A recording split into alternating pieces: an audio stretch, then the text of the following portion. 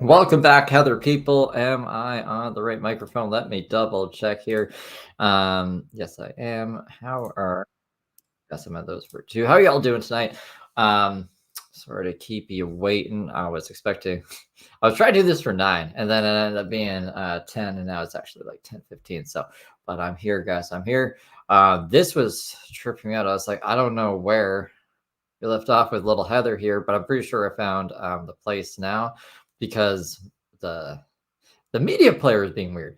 And I did the John stream earlier today. So now we're back to Heather because Heather did the craziest week that she's given us in a while.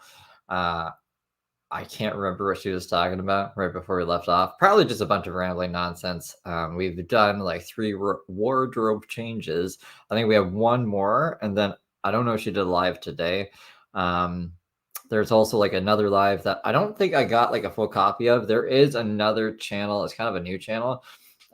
They have like commentary over it though, so I didn't grab it there. But if like, honestly, I think this will go just long enough with these 2 things, and then I think I even have some stories to play. So unless there was something crazy in that live, I can ask BCG or someone if there was.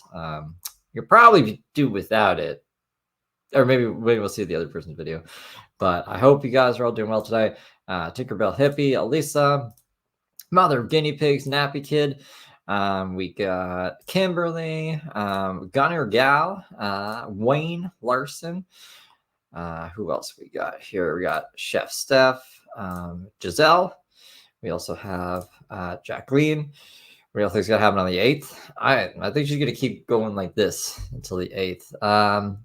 If she did do a live today, let me know as well. I have to get the bingo thing pulled up and pinned because I'm still kind of behind. But I got the thing up. Yeah. Red Timu 90 time. Hell yeah. Hello, Teresa. Hello, Kelly. Hello, Sassy Cat. Becky. Angela. OG Angela. How you doing? Short Stack. Mud Pit.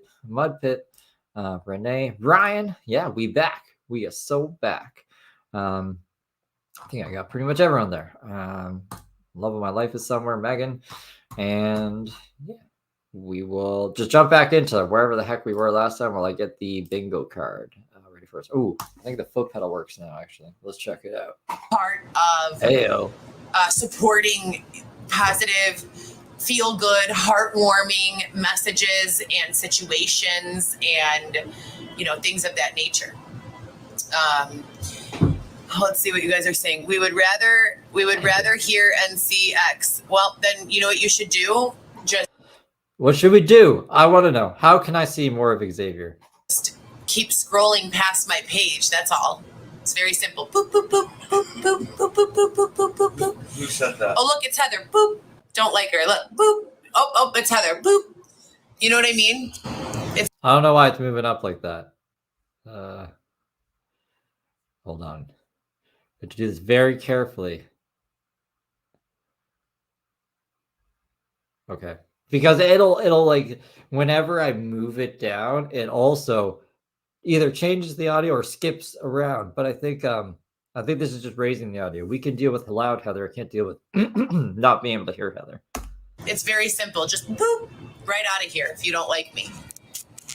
Nobody is paying you to be here, so I highly suggest you leave if you don't like me. How does that sound? Apple up. Oh no, Apple user will block you. Boop. Confirm. Yeah, fancy foot pedals mode, but check this out. I can pause and unpause the stream. I could even be in another window. I could be looking up like why hedgehogs are water dynamic. That's not even a thing. We could be looking up something. I'm trying to think of something we actually looked up. Something crazy. I think we looked up like chickens, rogue chickens one time. I could be doing that. I could also like play it, pause it, be like, whoa, it's crazy. And I keep going. No, what? We're moving up in life. Well, my son is in protective. Ryan, thank you for the 9.99. Touche, holy man is now one of my favorite phrases. Touche, holy man. Is that what he said? I remember him saying touche because there's a couple things actually that I think he was like, it's a good point. I think it was about the why even bring, like, did we I can't remember, but yeah, that's a that's a John quote. Of custody because I was homeless when he was born, and that's all I'm permitted legally to say about the entire case. Thanks. Please don't ask any more, Noelle, because I told you the truth and I can't say anything more than that. Penny will block you. Private jets and love. Private jets and love. Private jets and love. Private jets and love. Private. Is she actually getting private jets, or is she just trying to manifest this? Private jets and love. I need love and private jets. Stat. 5 of them. Jets and love. Private jets and love. Thank you so much for asking, Lori Glenn. No, we have not had any news. One of the shelter staff came by this morning and said that we're definitely not going to be thrown back outside ever again. Thank God. Thank you, God. Thank you, thank you, thank you. Yeah, but you're still gonna have to like play by the rules and go to not the olive branch, somewhere that you're not gonna like. Xavier's gonna try to be a trans. God, but they are not sure. We might stay here. We might move. We don't know. As you guys know, when we got here, we were promised that this would be the last stop before getting keys to our very own apartment or townhome. And we literally watched this. This place was, I believe, 100 beds. Is it 100 beds, babe? Yeah. 100. He knows. Yeah, he walked around and counted them. There's 100 beds here. I sleep on the floor. Xavier Montoya, 2024. Whoa, that rhymed. 100 bed space. There's like some really good AI songs actually. You guys do not like Cobra. Whenever I played the Cobra song last night, it dropped 50 viewers. We were at 230, went down to 180, and it did not get back up. So we'll never play the Cobra Cantina ever again. But there's been some good AI songs about like Jessica and Cobra. Maybe if we take a smoke break today, I'll show you that. They're actually good. They're listenable too. Okay. I'll never subject you guys to that again. I'm sorry. All right. I'm sorry. And I would say my best guess would be approximately 80% of the people who were here when we arrived already got their apartments. So we are still praying and praying. They did start accepting new people into here, which is weird. And I guess they got their funding back. So that's great. Hopefully we get to stay until we get our apartment. We have absolutely no reliable news to share.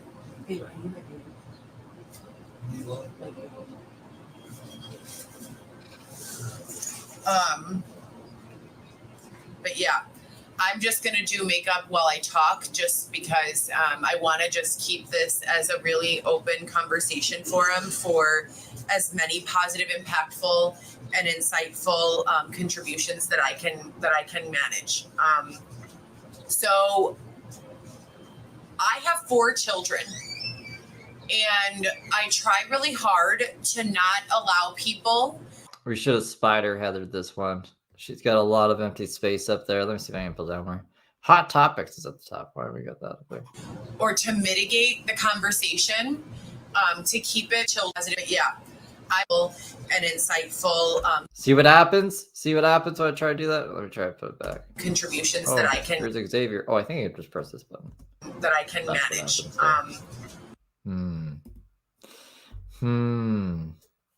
Which way do we have to go? 30, 28. We gotta go this way.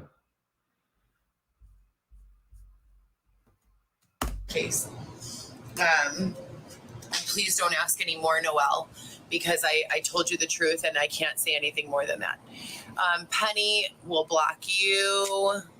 Private jets and love. Private jets and love. Private jets and love. Private jets and love. Private jets and love. Private jets and love. Thank you so much for asking, Lori Glenn. No, we have not had any news. One of the shelter staff came by this morning and said that we might just have to have it like this to be able to skip around. I don't think we went too far. Like if what did we miss again? Xavier walking in the background. That's what we missed. I need a different media player so we can zoom in again without it interfering with things. Definitely not going to be thrown back outside ever again. Thank God. Thank you, God. Thank you, thank you, thank you, God. But they are not sure. We might stay here. We might move. We don't know. As you guys know, when we got here, we were promised that this would be the last stop before getting keys to our very own apartment or townhome. And we literally watched this. This place was, I believe, 100 beds. Is it 100 beds, babe? Yeah. Okay, we could 100 bed space. And why is it not working? I would. So that's great. Hopefully we get to stay until we get our apartment. We have absolutely no reliable news to share.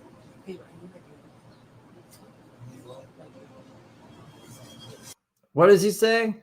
I can't hear you, Xavier. Let's bump this up.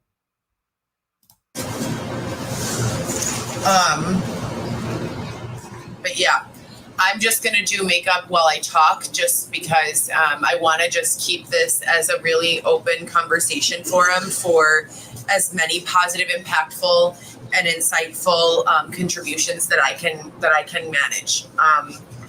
So I have 4 children, and I try really hard to not allow people or to mitigate the conversation, to keep it PG-13, because I want my children to feel as though their mother is making a positive impact with her audience. I want my children to know that their mother is working on spreading a message that is helpful. It's not helpful. What is your message helped for? Who has been helped by this message? That is insightful, that is thoughtful, and that at the end of the day, their mother is 100% committed to being the best mother to You should be committed, like committed to an insane asylum. I'm gonna try to get it back out here. them and to I think it'll be okay this way. anyone who comes here. I want to be supportive, but I also want to be real. I want to be nice, but I also don't want to be bullied. Me too.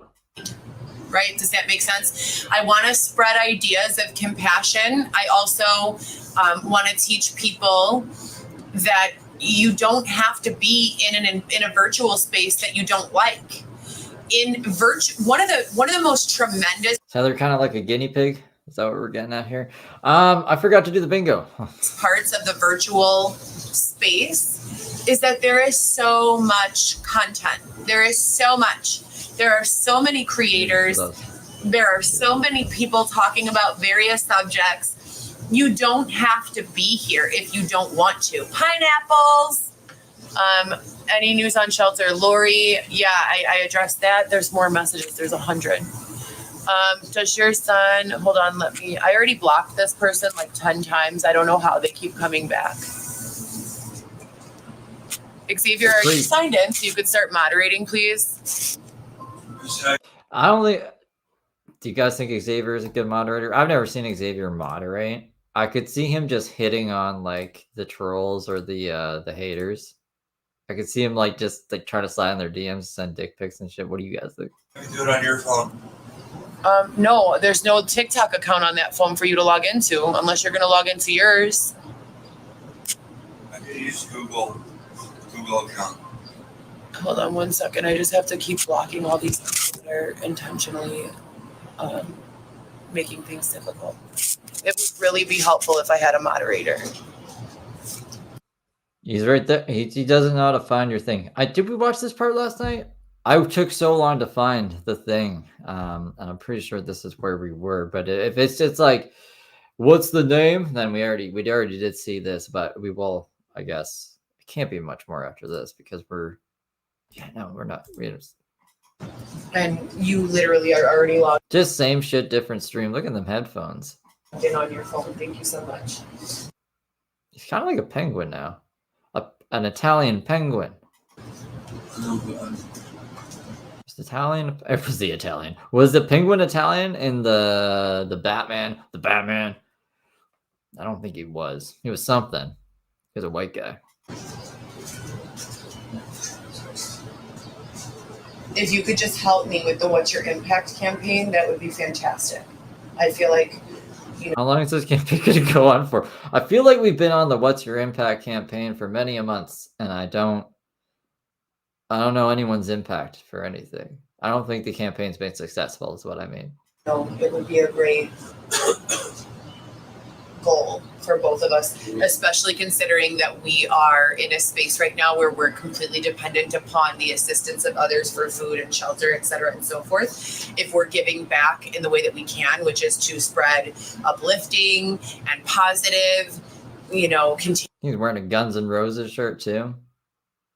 I want to hear him shout out Death Leopard and shit. That's what I'm here for. Contagious energy. I think that we are doing, something good. Can you turn this fan off because the air is on? Yeah, I understand. You've asked now like 10 times and I said no every single time, remember? But yeah, so why do we have the fan on then if the air is on?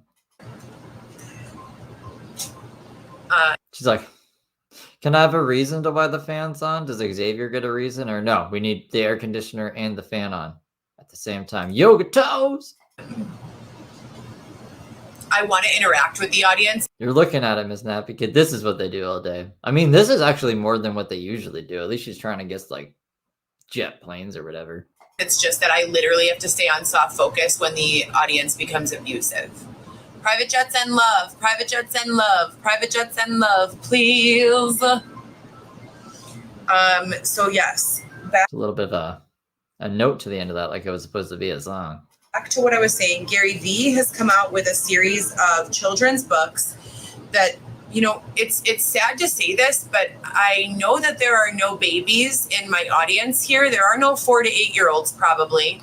And I fucking hope not. No Contendo, thank you for the 5 eggs. It's honestly a disgrace. Even worse than Dusty said, he's unemployable, but he is ready to get pregnant by him. Even worse. That Dusty said he's unemployable, but is ready to get pregnant by him for a 3rd time. 2 examples of trash. Yeah, no, I agree. I said this, I think the last year, I was like, I have no idea why she's still with him, because everything he said and every like quality that he could possibly have.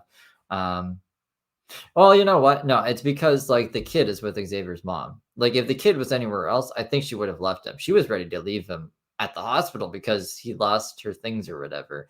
And like they took forever to get to the hospital. I thought Heather was done with him that night, but lo and behold, he was doing handstands in the room that they stayed in after, and now, yeah, his mom has the kid, as she's been bitching about for the last week here.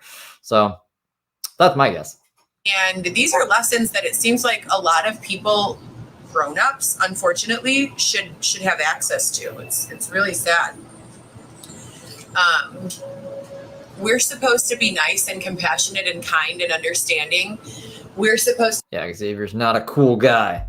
Xavier is a little bit of a rascal. To be morally conscious of That's being nice. Impact that we're having on the world.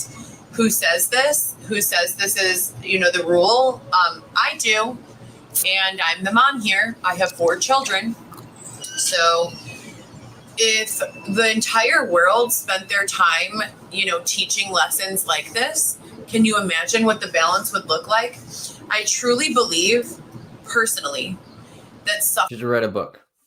The Balance by Heather Gillespie. Heather Gillespie wrote a book about the balance. Suffering is not a requirement of the human experience. I just believe that firmly, that no one needs to suffer in order to make the world a better place. It doesn't need to happen. No one needs to suffer. No one. So when you jump onto the internet, remember that. Remember that. You can contribute something that's helpful. You can contribute something that's positive, that's uplifting, that's kind. I don't even think the kid has his last name. I think it's Weston Gillespie, right? Weston Mateo Gillespie. That's compassionate, that's insightful, that's intelligent. Or you can contribute something that is mean and nasty and rude and antagonizing and et cetera and so forth. Let's as an adult, as a group of adults, let's make a list. Let's make a list of all of the feeling words associated with all those things Daisy's trying to do, Yeah. The entire world has more important things to do, like growing food, building houses, managing endangered species, habitats, useful stuff, Heather, useful things. No, we need private jets and love. Heather Gillespie is too much hate. She needs more love and private jets. Private jets, my mans, my woman's, my people. No contentful thing for the two. No need to suffer, except your kids / family. Yeah, I mean, like anyone within her direct vicinity, basically, gets a little bit of suffering. You know, they got the Heather charm, Heather gift. With positive feelings, good feelings that we strive to feel. What's someone throw one out there? What's a positive feeling word? Happiness, joy, support. Thanks, babe. Thank you so much. Xavier's in a fucking hoodie now. Maybe she's like overheating on some kind of drug. And that's why we need the air conditioner and the fan on. And Xavier's like, I'm freezing on the floor down here. And she's like, shut the fuck up and moderate. Get back under the bed. Thank you so much. Thank you. Kindness, warmth, compassion, integrity. I said support, right? What else? Running up the hotel electricity bill and watching the home screen with the crazy music. It's like a Lakota commercial, but we got Heather Gillespie complaining about her life and her hardships. Validating, optimistic, grateful. What else? Trustworthy, loyal. All these words fill my heart with warmth. Fill her heart with worms. She didn't say that, but we'll pretend she said that. What else? Consideration. What else?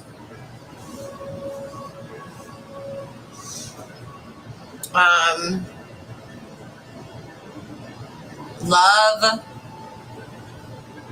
patience, prosperity. She said these already. I'm pretty sure she said these already. Abundance. What else?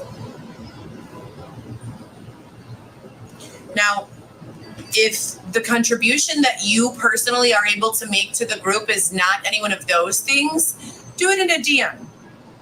Do it in a DM. Send me a DM. I'm going to volunteer to allow you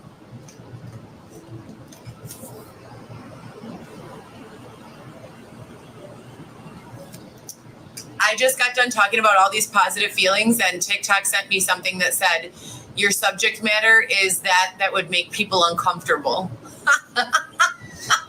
That's so funny. Anyways, do it in a DM. If you're rude and ignorant, just that way it can be filtered out and you don't have to expose the rest of the group to it. How does that sound? What else? What else? What else?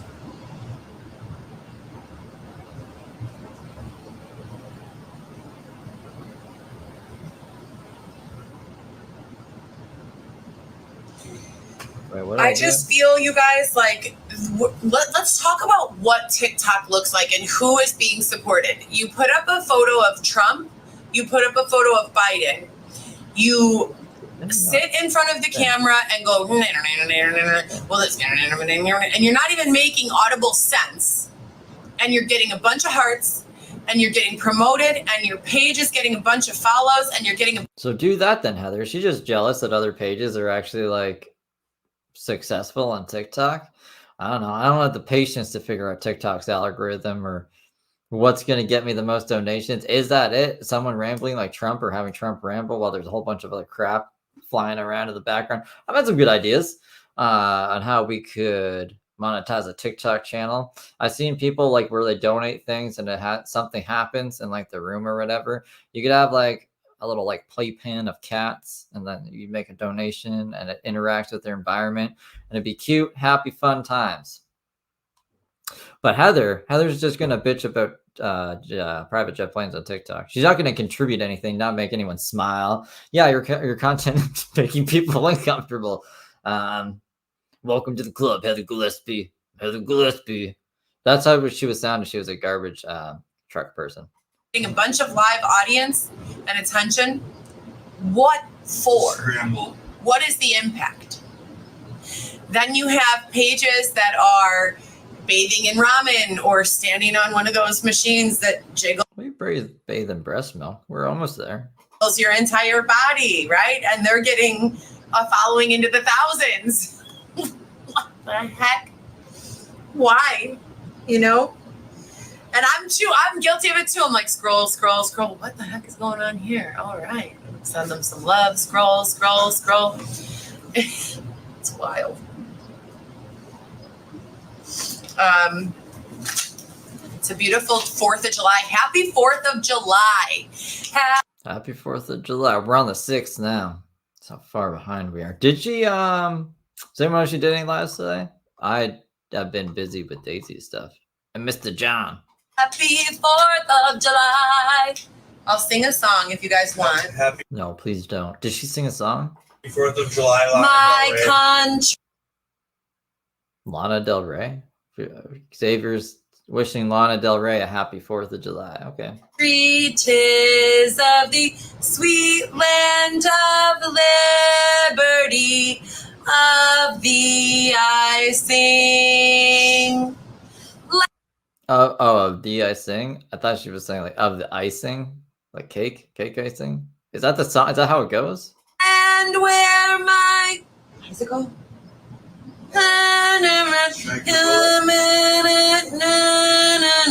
From every mountainside, let freedom ring. Happy 4th of July, Lana Del Rey. Ding, ding. Why is this? Why are we like? We need to make sure she heard that. I guess I don't think Heather likes that. She's just gonna sing louder.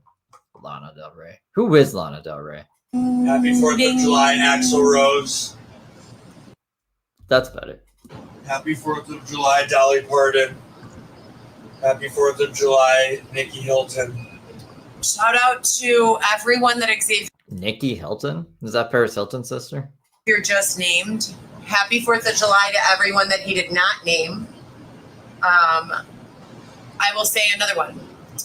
It goes like this. Nope, that's a religious song. It goes like this. We the people, in order to form a more perfect union. Did you guys warn me of this? Maybe you did. Maybe you did. How far do we need to go? I mean, like, we're already in this. We're already, I mean, like, prosperity. How much longer do we have to go? Establish justice in I just want to hear Xavier's shout outs. He's shouting out to Lana Del Rey, Dolly Parton, and Def Leppard. I think it was Axl Rose? No. Randy Rhodes? I can't remember. Somebody. sure domestic tranquility. Happy 4th of Provide for the common defense. Promote the general welfare and secure the blessings of liberty to ourselves and our posterity. I think I like Daisy singing better, and I didn't think I'd ever say that. Ordain and establish this Constitution for the United States of America. Does anyone know what that is? Who knows what that is? Who knows what that was? Coffee Glitter, do you know what song that was? Heather's made up insane person song. Paisano, do you know what song I just sang? Happy 4th of July. Come on, no one in my audience knows what song I just sang? No one. Happy 4th of July, Marilyn Monroe. You guys, stop. Marilyn Monroe is dead, Xavier. What year does Xavier think it is right now? I'm gonna have to sing it again. Battery Ram, Grandma Knows. I love how she's saying battery. I gotta get that pulled up. You guys, you don't know what that song is? Everyone has to go back to 8th grade. Everyone's going back to 8th grade. I'm going to say it rather than sing it. We the people, in order to form a more perfect union, establish justice, ensure domestic tranquility, provide for the common defense, promote the general welfare, and secure the blessings of liberty to ourselves and our posterity, do ordain and establish this Constitution for the United States of America. What is that? No. What is it? No, it's not the Gettysburg Address, Florida. Preamble. Yes, yay! D got it. The preamble at the same time that Xavier said it. Woohoo! I knew you guys were smart. Smarty pantses. I said it a fraction of a second. Xavier, you're moderating. You read it on the screen. I said it in a fraction of a second. I was first.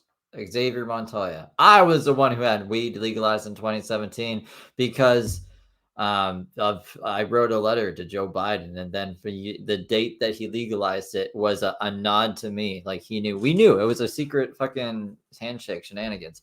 I'm not even exaggerating. This is what fucking Xavier thinks in his little mind. Happy 4th of July. Who has plans for 4th? What do you guys usually do? What do you guys usually do for the 4th of July? Welcome, Canada. Does anyone remember what that clip is? I'll play it for you guys. It was the craziest thing I've ever heard. Private jets, 5 private jets. Private jets, 5 private jets. Xavier's a very quiet mouse. If Heather went to jail, Xavier, I think, would just like fall off the face of the earth. Maybe he would go to the Grand Canyon. Maybe he would go to Hawaii. He'd probably just end up in someone else's tent, actually, downtown Chicago, doing fentanyl. But I don't know. Unless you want to be like sexually like harassed or hit on as a woman, I don't think Xavier's gonna be talking to anybody. You wouldn't talk to me. I would love if you talked to me. For 4th of July, my entire life, I always get my kids dressed in matching red, white, and blue outfits. We go find the most impressive fireworks display that we can. And then we changed that in recent years, and we started. You guys want battering ram? Red ring bam. I'm a wild black Betty. Battering bam. Black Betty had a child. Battering ma'am. I'm the damn thing gone wild. Battering ma'am. I'm said a word, not a mind. Battering ram. I'm the damn thing gone blind. Bam, lamb. Like family. It's a pretty fun song. Private fireworks instead of going to, because it just became so much, you guys. Number one, it's dark out there and there's like 1,000 people, and I'm the type of mother that my children would refer to as a smother. My children. A smother? Oh, like a mother that smothers? I was gonna be like, snot a mother. Children are not allowed to go outside by themselves. My children are not allowed to go to the park by themselves. My children were not allowed to do pretty much anything by themselves. Everything that I did, it was with all 3 of my children, or we were all inside together. Like, if it was the park, we all went to the park. If it was grocery shopping, we all went grocery shopping. Even playing in the backyard, I would have like. Nah, really? Like it was the actual GoPro solo? Like it was Heather? That'd be really weird.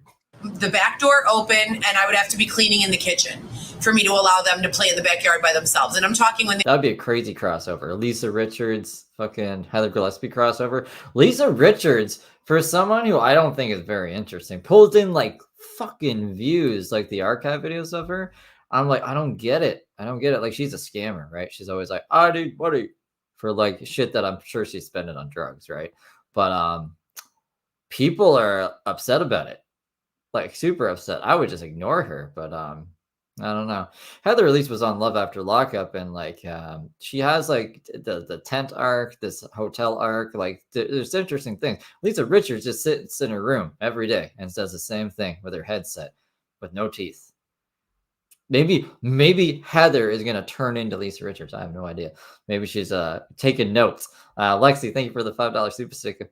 When they were older, like 13, 12, 14, I'm a smother. If my kids don't answer, I call them over and over and over again. That's how I've always been. That's how I will always be. It's my own personal favorite style of parenting. But I think it also has to do with some trauma from childhood, because I wanted to be more with my mother. My mother worked 6 days a week, and she could not afford to give us more attention than she could. or time than she could. So I feel like because I wanted more, I'm here to give it all to my children. You know what I mean? Weston is 4 months old, and they wrote in my hospital discharge paperwork, the mother refused to put the child down. Well, what the heck, you know? What? Is Heather saying that was in her hospital report? Who wants a mother that puts her child down? I waited 9 months to meet you. You've been jamming your feet into my rib cage for the past 9 months. Remember when she was looking up how to do a black market abortion or how much one costs or whatever? And then, like a couple weeks later, the twins were miscarried. Heather, what the fuck are we talking about here? You know, I don't want to put you down. I love you. That's how I was with all my kids. I don't think that was an option when the kid was born. You want to kill this kid, Heather? And she was like, what are you talking about? I just don't think that happened. That's how I'll always be. What are you guys doing for 4th of July? Yeah, work ethic I did actually. So for anyone who's wondering about my work ethic, I have a phenomenal work ethic. Right now, TikTok is part of my job, and look, I showed up. TikTok paid me $11. $11, guys. Now we need $79, $79 private jets. So Jill, this twins is dark. It's a dark time in history. She claims that she miscarried like twins, and then when she did, she was like staying in a hotel, and then she filmed like the miscarriage pretty much, and then she put it on her fucking Instagram recently too, like a few months ago. That's how I saw it. But she also emailed her boss at the time, and it was like, this is why I can't come into work. And so she got fired. And then she was like, this is such a stupid reason to fire me. I got fired unjustly. But then, like, as Heather does, she'll like screen record proof of they hacking her phone or whatever. But then, like, it'll show if she like presses on the thing, it'll show like her recent searches. And one of them was like how to do a black market abortion. I think Penosaurus caught that, or Crazy Train, or maybe both of them. So like, it's just, that's why I brought it up, because it's interesting that she's saying like they now all of a sudden they offered for this new one, Weston, to be put down, or like they were trying to use that against her. And I'm like, I don't even think Heather would have a problem with that if that was an option, to be honest. Like I don't know, but that's the twins thing for anyone who doesn't familiar with it. Last week, okay, for no reason, just for showing up. So shout out to TikTok for those $11 coming in clutch. That was shampoo and conditioner, some other need that I needed. But with regards to my work history, I worked in pretty much most of the area hospitals in the city of Chicago, including 6 years right downtown, a few blocks from where we are now at Northwestern Hospital. Shout out to Northwestern. One of the... Is that what it was, Mudpit? A search to see if there was a pill that could cause late stage abortion? I don't know. I can't remember, to be honest. I just remember seeing it and be like, what? I just remember black market and abortion being in the that those were the two words that stuck out in my brain, and I was like, that is pretty dark, even for Heather.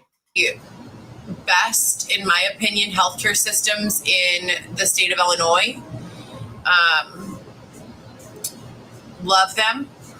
Love everything about them. They do overwork their employees, or they did while I was there, is my only complaint. But you know, that's also not true. That's a matter of perspective as well, because for me, I was overworked, but there were definitely assistants there who were only taking care of one doctor and who were doing so just by the skin of their teeth. Have you guys ever heard that expression? By the skin of their teeth? I forgot about the Christian couple that was supposed to adopt the twins. I forgot that was part of it as well. Yeah. I wasn't around for that. That was like something like when, I don't know, Heather had like a slow week or something, or doing throwbacks, or getting more context to something she was talking about. We seen that receipt, and I was like, what the fuck? What the fuck is this? And I went, it was crazy. It was a crazy time. I was in the other room. I was over in that room. You don't have skin on your teeth, right? So they were just doing the basic. Unless you do this. It's like this. Oh, maybe not. I don't know. Maybe Heather's right. I don't know. To just get by, get their paycheck, and go home. So it is possible to work for a Northwestern and do that, but I guess it's a Heather thing that I am not capable of doing that. Anything I do, I really do it, So anyhow, I worked there as an administrator for the departments of endocrinology and rheumatology. But I'm not too proud for any type of work. I worked in factories through temporary agencies. I worked my entire pregnancies with my other children. I always wanted to be. This is her applying for work, guys. I apply for thousands of jobs every day. This is her like, oh, there's like lots of people watching me right now. Let me just list off my resume basically. And no one hired me again because all the only people who watch me are people who hate. You know what I mean? Like, and then she posted to like Instagram stories and stuff. Because as an employer, I go on Instagram stories all the time to find job candidates. You crazy lady. To be a stay-at-home mom, and I was able to do it a little bit. As I said, I would work through temporary agencies and factories. Have you guys ever worked in a factory? Hit the heart button for everyone who's working in a factory today. Heart, heart, heart, heart. Hit the heart button. Give it some likes. Give it some love for every person who is working in a factory today and other days. For every person who works manual labor. For all the construction workers who keep our streets paved and nice and prevent our cars from getting potholes. Give them all some love. By giving me private jets. Shout out to everyone doing the jobs that most people don't want to do. Shout out to them. Shout out. Yeah, because that'll never be me. It'll never be me. Heather Gillespie. I can't do a job no one wants to do. I can only do the stuff that I want to do. To the people who are waking up every single morning and going into work at jobs that they don't like so that they can support their families. Shout out to them. Shout out to the people who are going to jobs who they don't like because as a society, we have a need for that service. Shout out to them. Getter. Yeah, I was going to say, I thought it was Grubhub, but yeah, just like I think a driving service, right? Tons of love to everyone today for all of our input, for all of our contributions to society. I appreciate you all. Shout out to the band Sublime. Xavier. Really? Does he shout out Fish too? Does he shout out Real Big Fish? Does he shout out Jimi Hendrix? Does he shout out? I'm trying to think of the other bands Xavier would like based off of the few he's already named off here. Who was Axl Rose again? It's not Slash, right? Who Randy Rhoads is. Who the fuck is Axl Rose? Is that the lead singer of Guns N' Roses? Oh, I think it is, actually. He's a goofball. Xavier wants to give a special shout out to the the band Sublime. And Led Zeppelin. And also Led Zeppelin. Def Leppard. And Def Leppard. I'm going to save my shout outs for everyone who is working in hospitality, working in a factory, working in any one of the shelter systems. Oh, Billy Idol confuses Heather, but none of these other people? I guess they've never discussed Billy Idol in their pastime. She's like, who the fuck is Billy Idol? For the doctors that keep us healthy, for everyone who is selflessly going and taking care of business today and every day. Shout out to the TikTokers, the Instagrammers, the interrupters, the disruptors, the people who are saying, no, I will not bathe in ramen noodles. I will. Now, that's all of us, I think. No, I will not bathe in ramen noodles. I will use those ramen noodles to cook 100 meals and oh, I guess like maybe you would take 100 ramen noodles to bathe in them. Pass them out to the people who need them the most. Shout out to the refugees. I see you, I hear you, I feel you. I hope that we come up with some solutions for everyone soon. Can we give a shout out to the troops? What about the Oh, I just think they just listen off people in her brain. Shout out to the world, okay? No Contento, thank you for the 2 kids. You see, Xavier, don't do drugs. Yeah, no, for real. Shout out to the veterans of the United States of America. Shout out to. Oh, okay. Yeah, we are shout out the troops. Let's think about what else. Who else can we shout out? Shout out to the archaeologists who helped us unearth dinosaurs. I was gonna say unearth Bigfoot. He just exists. Whoops. Everyone who has been through anything adverse or painful. Shout out to the rich people. What's up, guys? If you are rich, what up? Send a private jet, please. 5 private jets is the goal. 5 private jets. Right here, you see? 5 private jets we want. We want 5 private jets, please. 5 private jets. We've got housing situations for all. Everyone needs housing. We've got food situations for all. Everyone deserves delicious food. 5 private jets. 5 private jets. So for my under eye, I'm going to be setting with a Morphe setting powder. Why'd our voice change like that? But yeah, shout out to the teachers, the botanists. Shout out to Officer Piccolo. Shout out to the dinosaurs. Shout out to Pat from Amazon. Shout out to Xavier's mom for getting custody of this loony. Shout out to Private Jets and Love. Shout outs to the bruh feeding room. Oh, to the breast feeding room at Nordy's. Yeah. What else? We got shout out to her standby lawyers that need to accompany her because she is not considered responsible as an adult. Where's Nick Albuquerque? Where is Nick Albuquerque? Shout out to the doctors that prescribe Adderall. Fit 10 years because Dr. Pill Emoji's stethoscope. I hate her, says Kelly. Shout out to Steve. Thank you.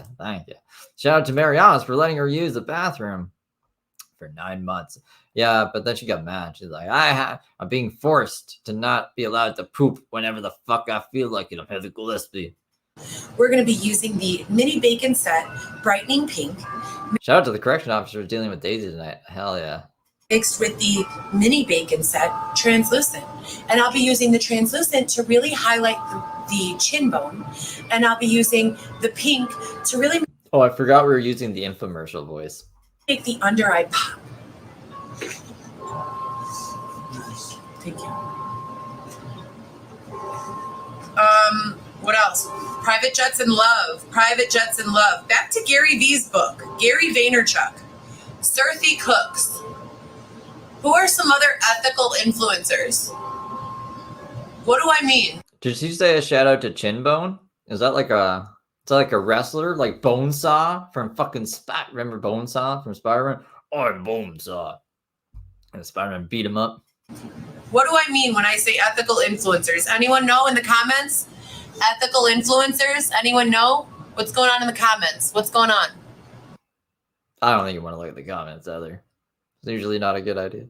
Ethical influencers? Thank you. I try to be an ethical influencer. Thank you for that. Thank you for noticing. Thank you so much. I hate getting pop in my eye. By ethical influencer, I mean, yes, you can still create content that is compelling, entertaining, funny, pretty, fashion forward, and, conscious of the way we look. But what are you doing with your budget? What are you doing with your budget? What are you doing? Are you feeding it? Yeah, shout out to Aunt Stacy. I haven't seen her in a while, but I hope she's doing well. Aunt Stacy is the GOAT. Anyone? Are you housing anyone?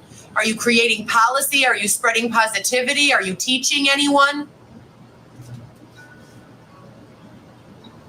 It's all good to have fun and go out and, associate ourselves with experience. That fucking falafel. One of those quotes that I'll never forget from her, when she was like on the verge of a breakdown, she's like, I'm sorry guys, it's just the falafel has been really hard today. And I'm like, what? The falafel was the straw that broke the camel's back after, like, I don't know, being up for days on it. I remember like the whole falafel process was long as hell. You guys are on fire though. Yeah, shout out to the Moo Moo. God bless you, Red Moo Moo. That we've never had before, and food, and expensive little trendy items and all of that. That's fantastic. but we also need to, try to balance that out with some ethically sound and conscious content. I want to tell you guys a story that's rated PG-13. Well, this one might be actually NC-17. Is that the word, NC? What? I think that's old school. I think it'd just be like, what? Is there even? There's like PG-13. R? Is there even a 17 anymore? See? Do we have anyone in the room that's under 17 years old? If you're under 17 years old, press the heart button. I want to see who's in here. How old are you guys? A bunch of people are going to press it just to mess with her. Drop your ages in the comments. Drop your ages in the comments. Ages in the comments. How old are you guys?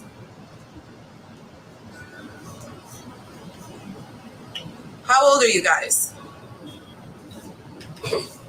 Private jets, you guys. We're looking for 5 private jets today, please. 5 private jets. We haven't gotten any yet. 5 private jets, please. That's our goal.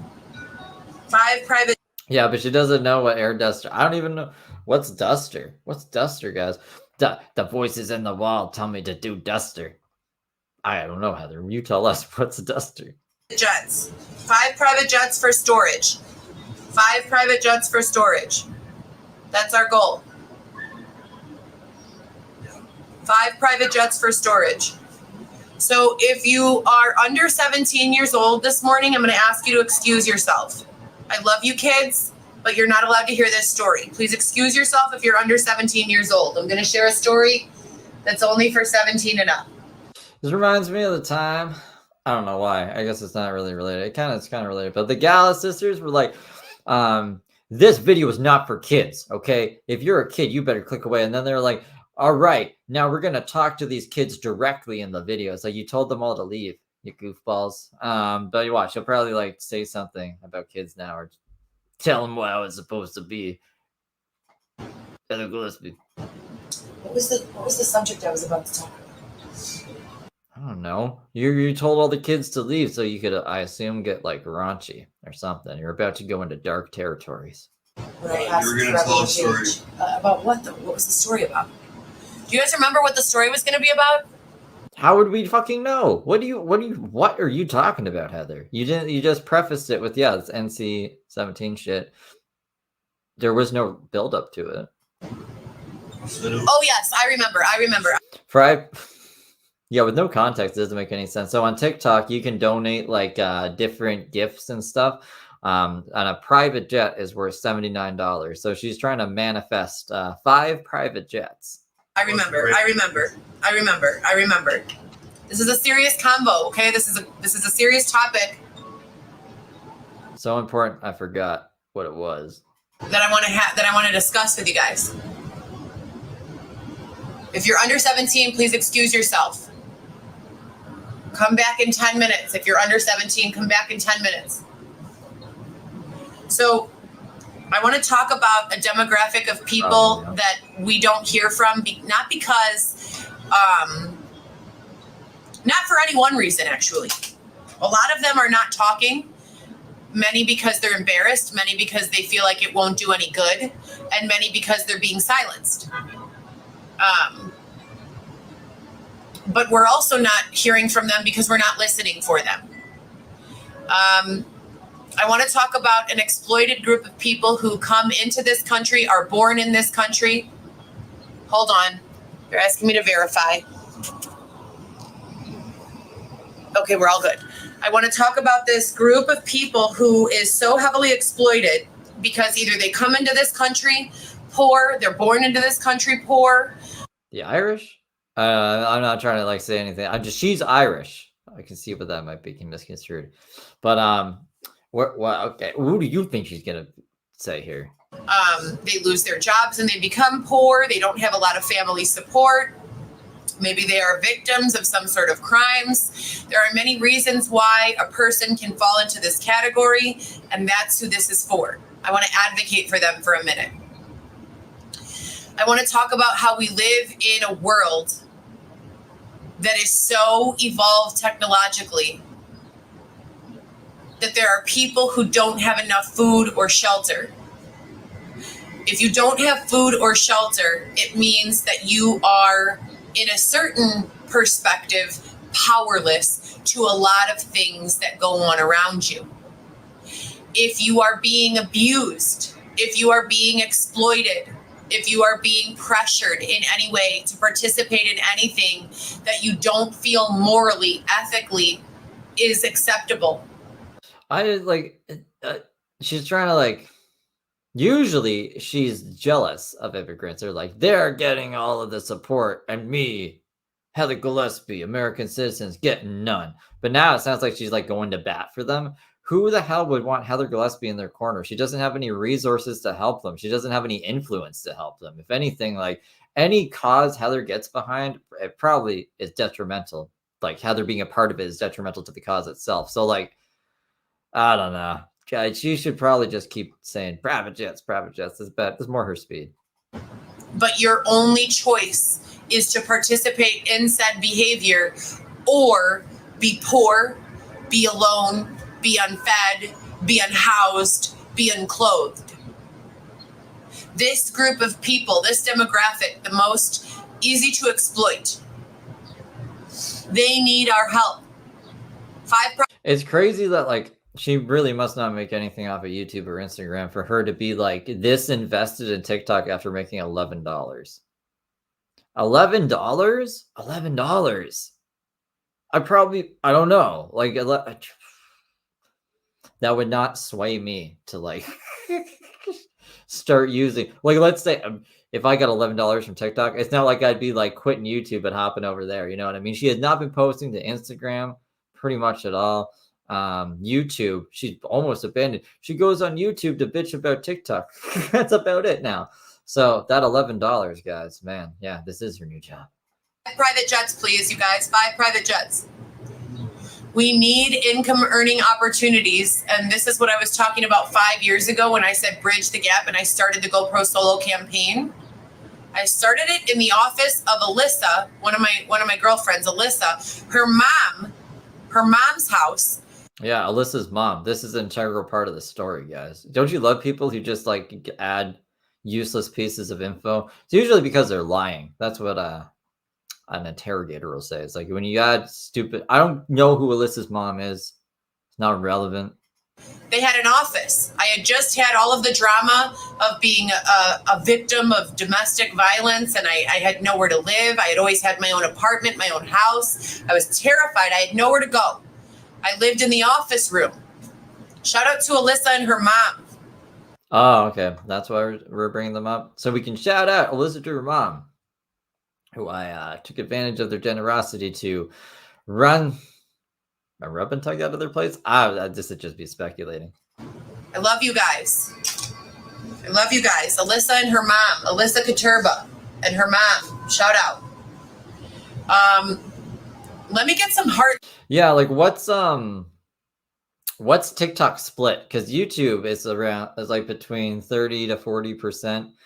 YouTube will take from I think all super chats and everything else. So I wonder like how much of that 79 she's actually seeing from the super jets. Oh, private jets and super jets. They should call them super jets.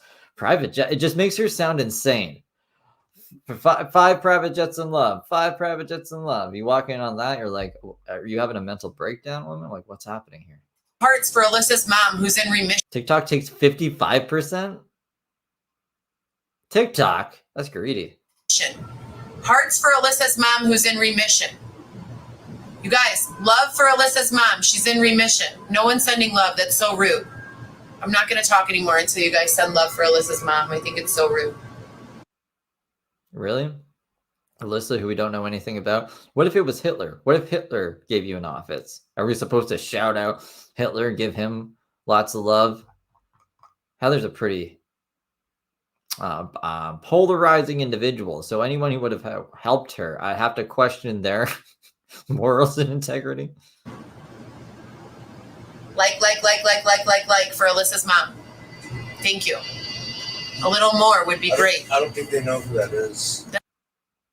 Xavier, I love you. What the fuck? Where have you been? That's okay. It doesn't matter. If you hear someone's in remission, you send love. Love to everyone who's in remission, specifically Alyssa's mom. You guys, hit the heart, hit the like, please. Good vibes for Alyssa's mom and everyone in remission. You gotta make this into a short. Like, what? Why is she so pressed about Alyssa's mom? Alyssa's mom. I'm.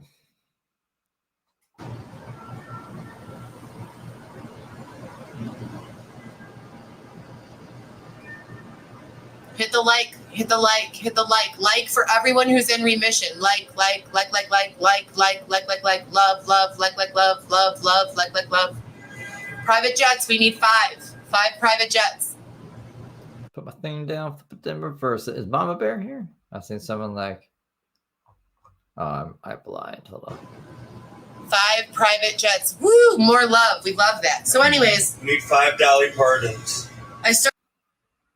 There's no such thing. Hey, hello, Mama Bear's here. Hello, how you doing? Started this campaign to discuss bridging the gaps in socioeconomic class and allowing more opportunity for people who exist in this most exploited demographic, the demographic of people who feel as though their only chance at life is engaging in behaviors that... What is that? We got a gift. We got 2 gifts. Fantastic. Thank you guys so much. Really?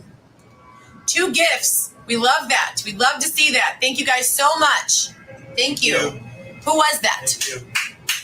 Yes, a round of applause. Why am I clapping? No. Other. What's the opposite of clapping? Boo. It's like a. Oh my god. How much was it? How much did she get? Thank you. Thank you This is what giving them money does. If you like to see more of this, that's what you're donating towards. so much. Yay! Woo! Okay.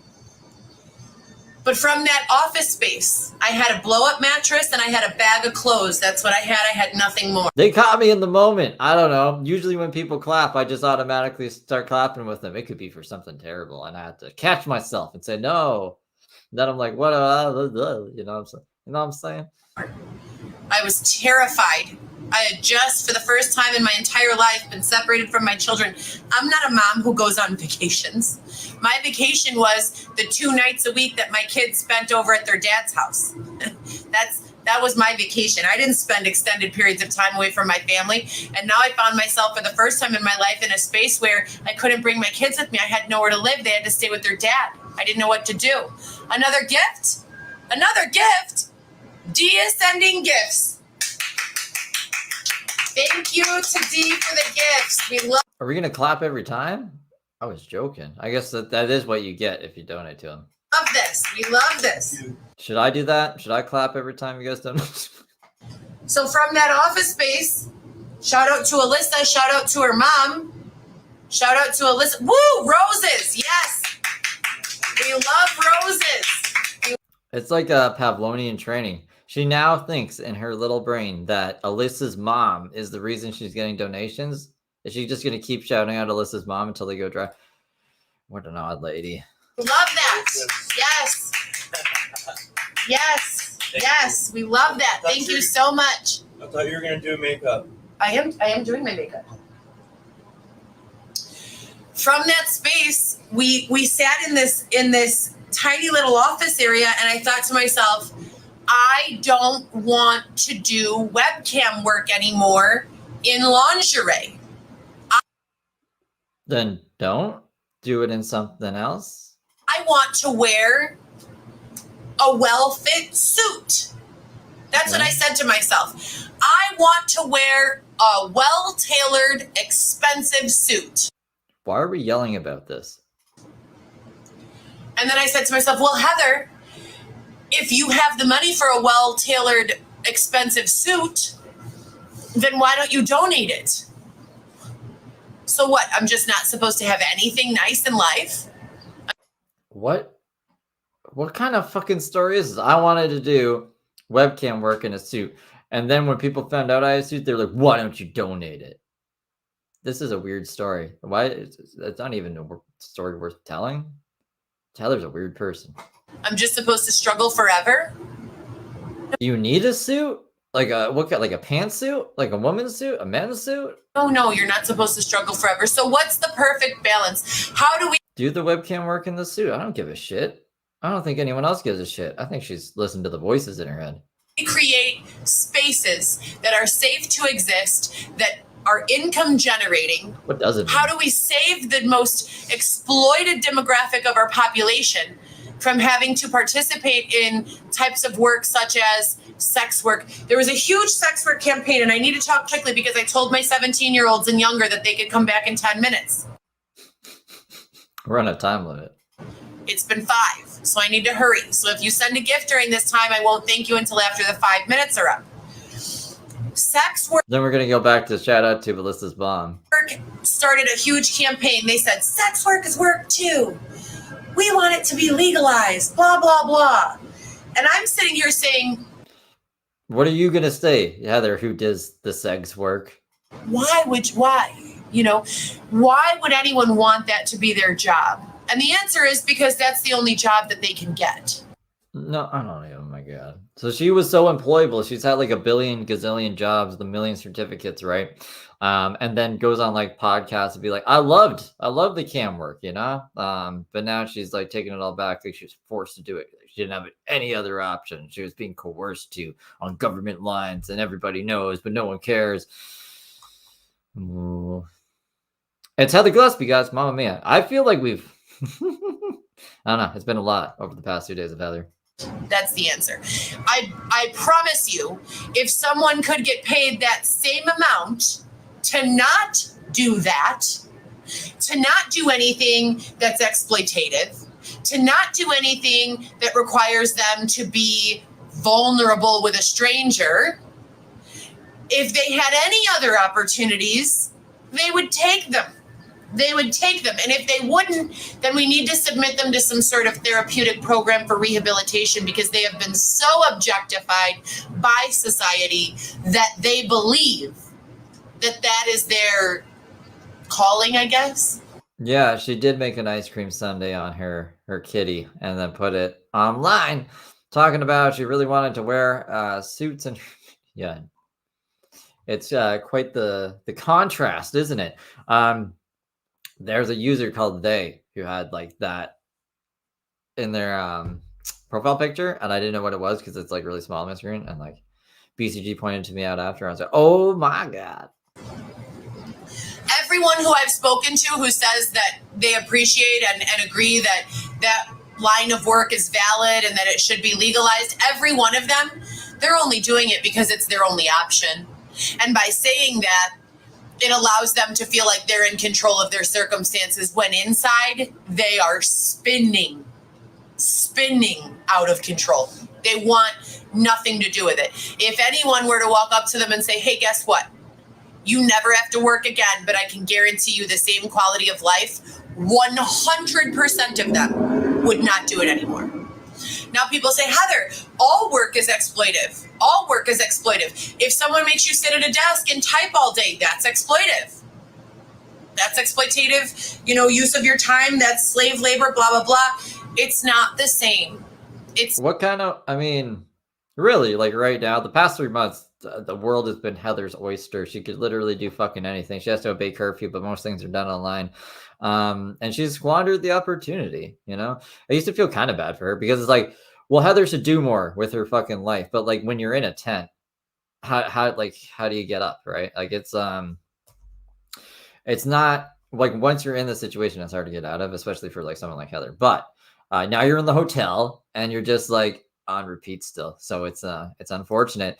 Jared and Lucan, thank you for the 2. Hi, y'all. I get a raise and go full time this week. Nice. Congratulations. That is awesome news. It's not the same. Please don't try to make it the same argument. It's not the same. It's not. We need to support this most exploited group, because this most exploited group is the group that has no choice but to say yes to certain things, or they get put outside like an animal. This most exploited group, they need us. They need our advocacy. They need our protection. They need our love.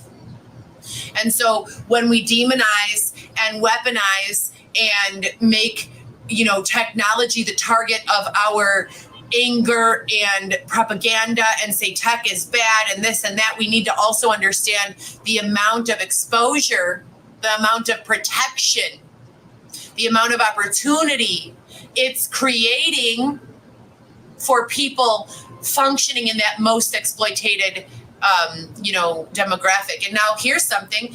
There are rich people who are also being exploited. They exist. There are housewives who are sitting at home who their husbands are so controlling, they're not even allowed to have a TikTok. Can you imagine? It all exists. Is Xavier allowed to have a TikTok? What's Xavier allowed to do and not do? I think Xavier has rules. He sleeps on the floor, right? It all exists. And my heart goes out to everyone, love for everyone, compassion for everyone, a way for everyone. You know the one and only solution to all of this? If you know me, you know what I'm going to say. If you know me, you know what I'm going to say. Private jets, you guys, we need 5. That's the solution. 5 private jets. If you know me, you know what I'm going to say. What's the answer to every amount of exploitation? Universal income. Is that what the solution is? A boob dance? Whoops, that's the wrong button. Think about it. Universal income. I'm glad I got that right. I've been paying attention. I haven't seen any of the Red movie, Heather. I had seen some of the clips from last night, but I'm learning. I'm picking up what Heather's putting down. It's wrong. It's the wrong opinion. It's the wrong solution. But I get her train of thought. Yes. Round of applause for universal income, Xavier. Singing and clapping. That's what this stream should have been called. Universal income. Universal income, you guys. Universal income. Universal income. That is the answer. Universal income. Maybe if we say it louder, it'll manifest. Like, why are we yelling? Heather, why are we yelling? If you have money and you can't get away, guess what? Now you can. If you have money. I think she's yelling over the own voices in her head. So they're like, tell them about universal income. And she's like, universal income. Don't forget about the jet planes. Yeah, 5 jet planes. And it just gets louder and louder and louder while she's trying to go on about her regular narrative. Money and you have nowhere to live, guess what? Now you do. If you have money and someone is beating you up, guess what? You can get on that plane. You can fly away. You could start a new life. And I realize that that's not always the answer, but it is the answer. It is the answer. Universal income. I realize there are problems that money can't solve, but it can solve them. It can solve them. Because you know why? You want to know why? I'll tell you. If you can't afford or intelligence-wise, you can't think of your own solution, guess what? You could pay someone who can. Yes, you can. If you have the money, you can pay someone to do it for you if you don't know how, right? If you have the money, you can solve any problem. Universal and basic income is the answer. So I'm going to steer the conversation away from this highly exploited group, this demographic of people who are forced into committing illegal acts or, moral and ethically, vile acts of survival, who are being forced into participating or brainwashed into participating in things such as sex changes and things of that nature. I'm not against the LGBTQ community. I'm all for it. I support you and I send you my love. But I am here to tell you that I know for a fact 90% or more of you, and I'm just throwing that number out there based on who I know, have been severely, severely abused. And I'm not asking you to not love who you love. There we go. I tripped myself out with the headphones. I'm multitasking. Love who you love. I'm asking you to not cut off your genitalia. Whoa, Heather, what the fuck? I'm asking you to love yourself first. I thought Heather wanted me to chop my dick off. I'm glad she fucking straightened the record there. Where did that come from? I'm asking you to do that, to love yourself first. That's what I'm asking of you, to love yourself first. Love whoever you want, but start with yourself, right? Okay, so we'll switch the conversation back to something more lighthearted if you guys want. What's going on in the comments? 17-year-olds and under can come back now. Holy shit. Ha ha ha. That's not true. Oh, what was the story? We know you love yourself. Do you love yourself? I do love myself. I love myself, but that doesn't mean that I don't think I have room for improvements. I know I'm not perfect. You know why? Because I'm not a robot. I am not a robot. She's not a robot. I'm a human. I know that was my daughter is in my ear right now. Mom, that was so cringe. Oh my God. Don't do that on TikTok. She's not on the phone. Do you think she's on the phone with her daughter right now? I'm a human. News flash, humans are flawed. So, you guys, all I'm saying is it's the 4th of July. Our country 'tis of the sweet land of liberty. 5 private jets, you guys. We need 5 right up there. 5 private jets, please. 5 private jets. We need 5 private jets, please.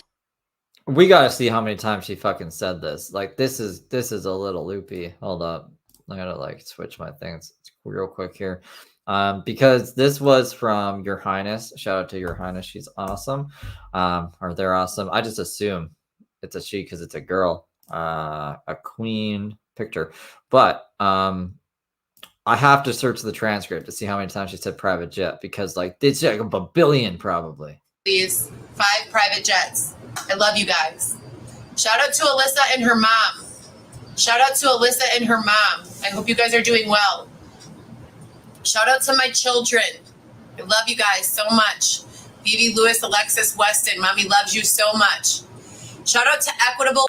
Actually, is Your Highness here? Because I wanted to ask her why there's like 2 versions of the video. If you're here, Your Highness, why is there 2 versions of the video? Is one version better than the other? Or was that a glitch? Solutions. Shout out to Equitable Solutions. You guys, go over to the Equitable Solutions Maybe one is in Spanish. website if you have not done so already and make a donation. They are housing people all around. If you care about others or you guys want to see, why does it say 16% up there? Oh, I think that's in the recording. You guys want to see how many times she mentioned fucking private jets here? Hold up. Oh, it doesn't even say. It doesn't even say actually, hold on. I gotta present something else here. I'll have to do like a whole window. Window. You guys are gonna see something. You're gonna see an Inception thing for a second here. This is what it looks like for me.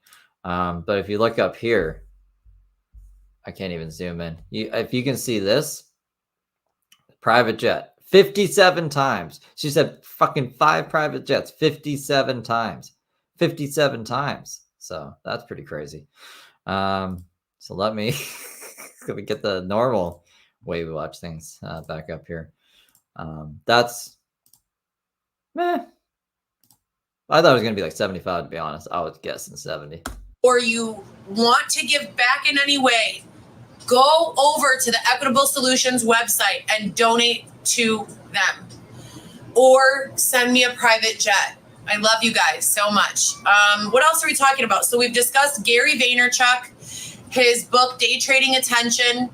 And he also has a line of children's books that are available for pre-sale or pre-order through Amazon. I saw them. I've also posted about them on my... I know, right? It sounds almost like maybe it didn't pick up every private jet because it's like auto transcribed, right? And it like I don't see Your Highness in the comments, but maybe like one of the video's audios cuts or something, and that's why it's uploaded twice. So like maybe there's more, who knows? But there's at least 57 in that transcript.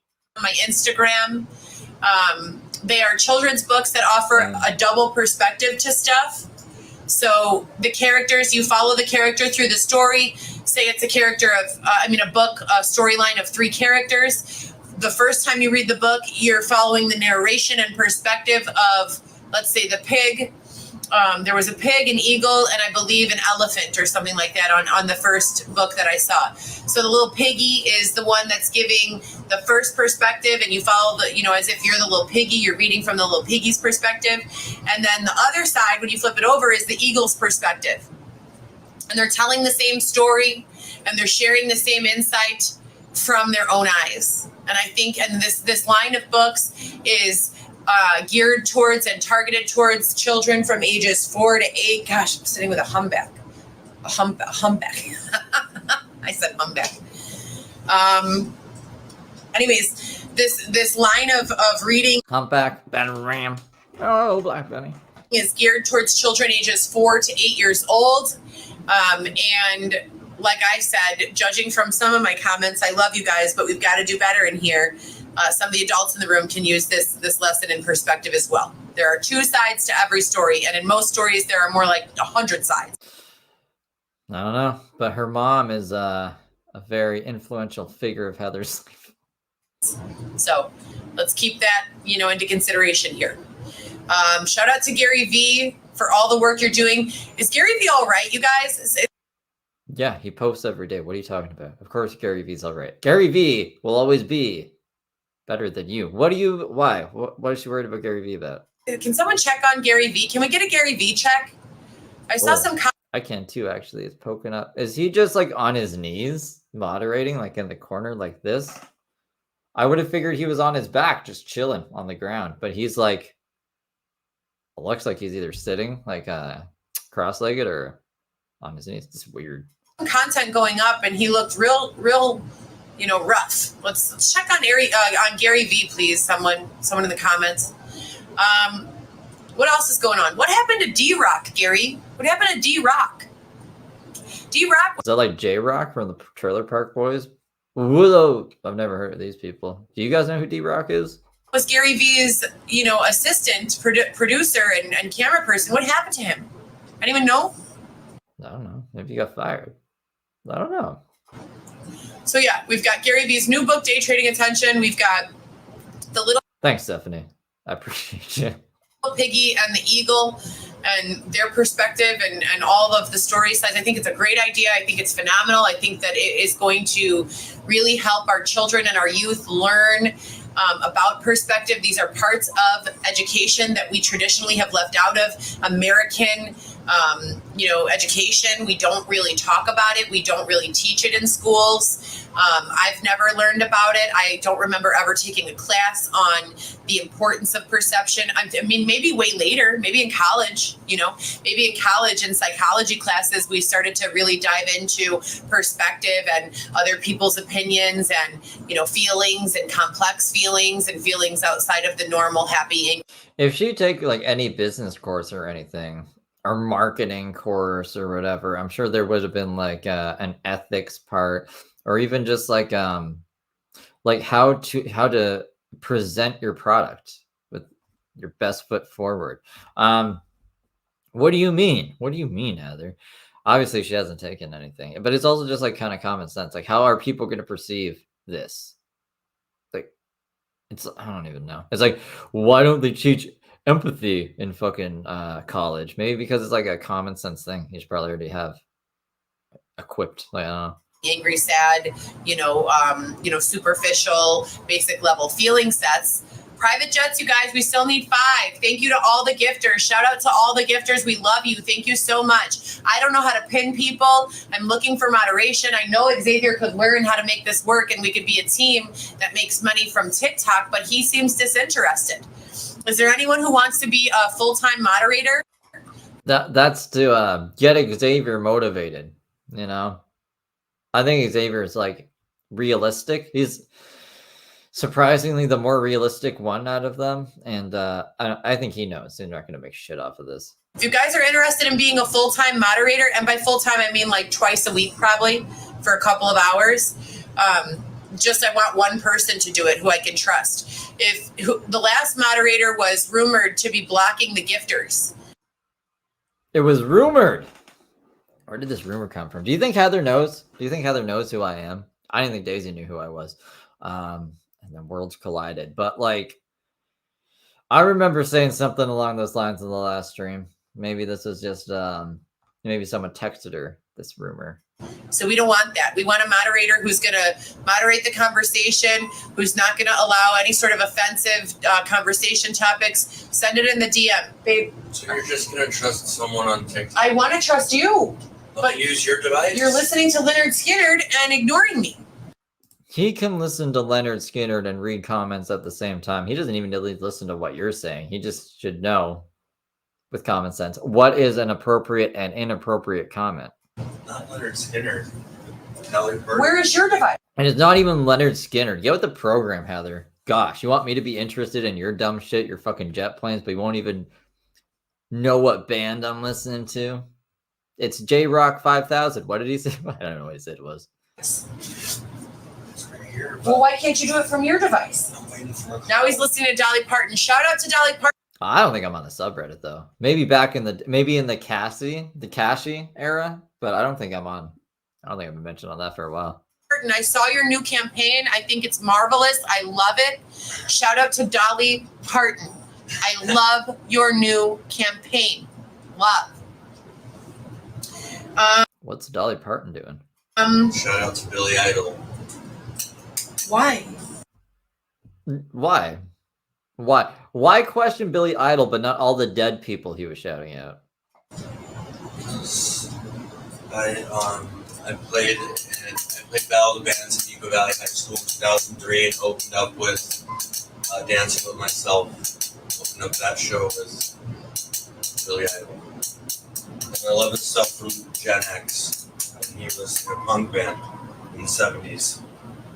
So Xavier is giving a shout out to Billy Idol because he played. I'm not sure if he played in a band or he just went and seen a band who was covering Billy Idol at his high school. And that they were a punk band, and it's a Gen X, and yeah, totally relevant to whatever the fuck this stream's about. I mean, like, it's about relevant as everything else in this stream, I guess. Got it. You know what I love?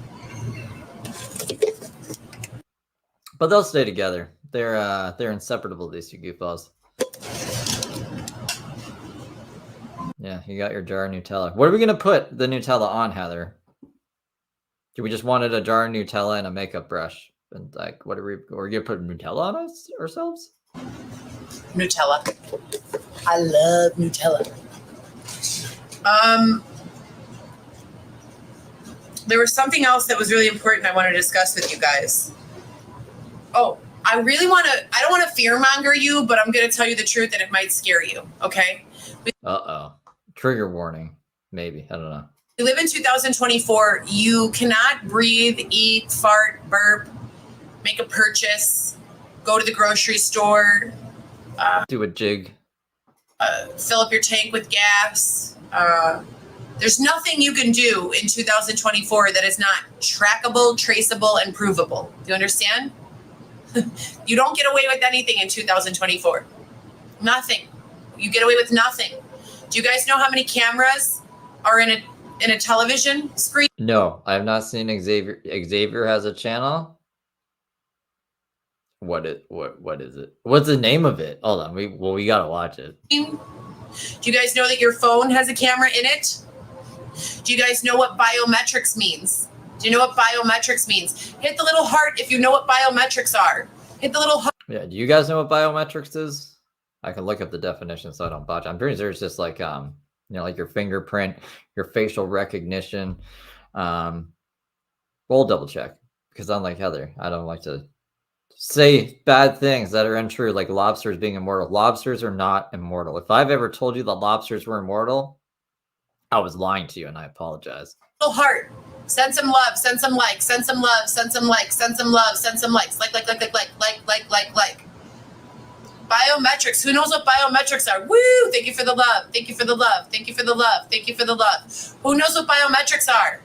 Biometrics are scientific configurations through our camera lenses, pixelations of up close, small areas in our eyes, face, fingerprints, etc., and so forth. These are biometrics. These are identity proving technological advancements that make it impossible. Who's being mean to Smitten? We'll go fight him.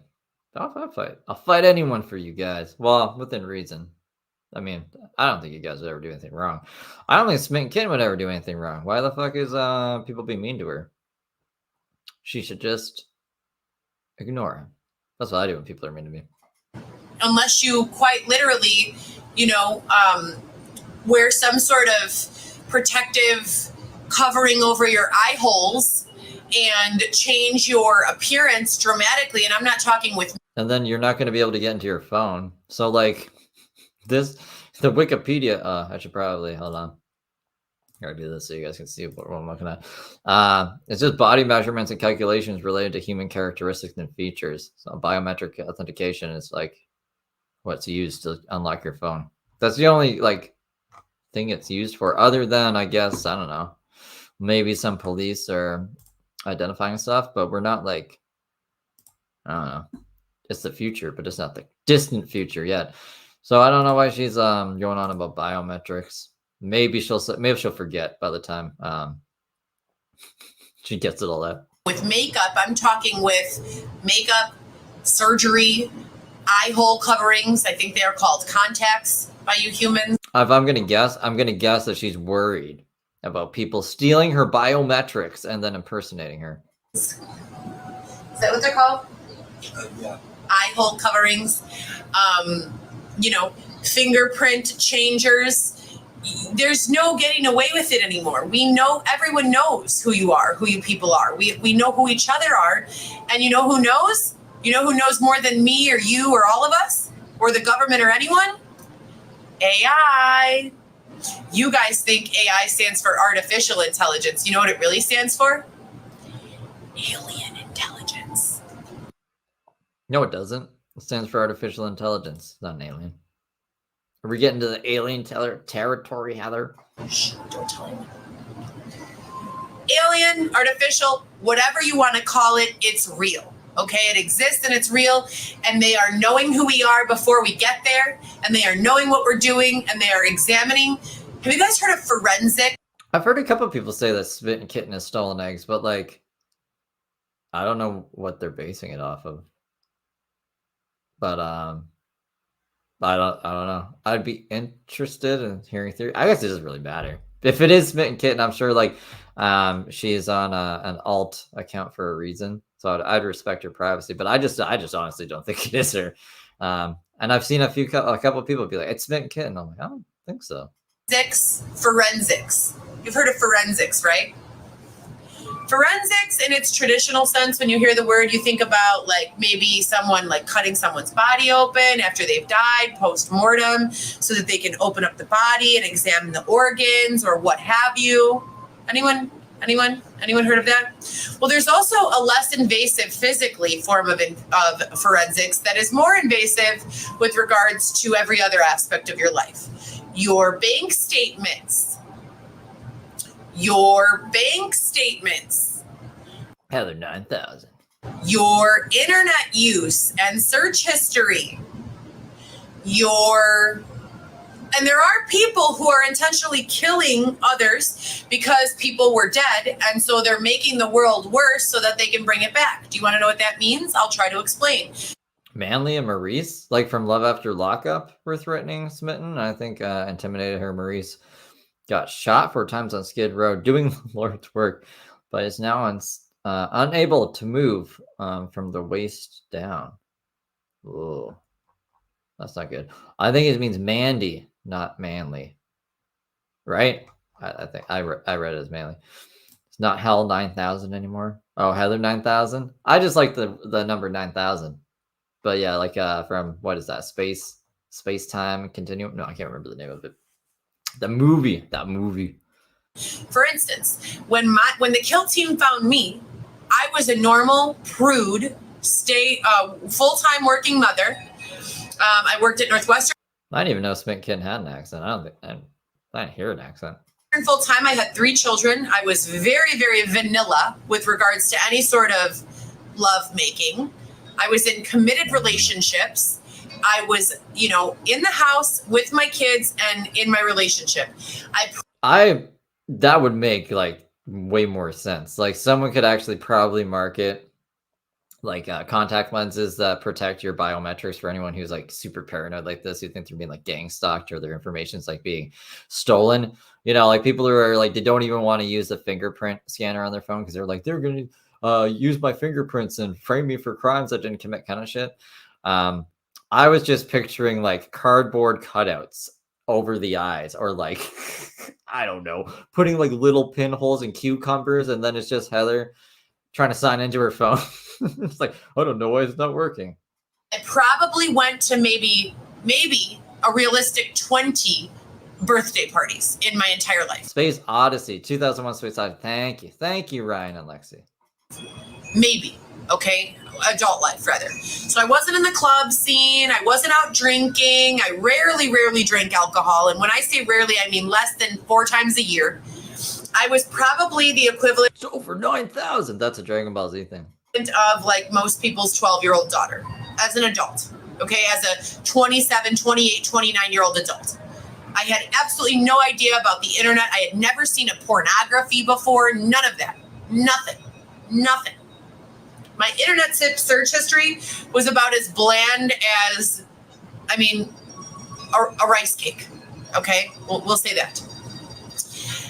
I doubt it.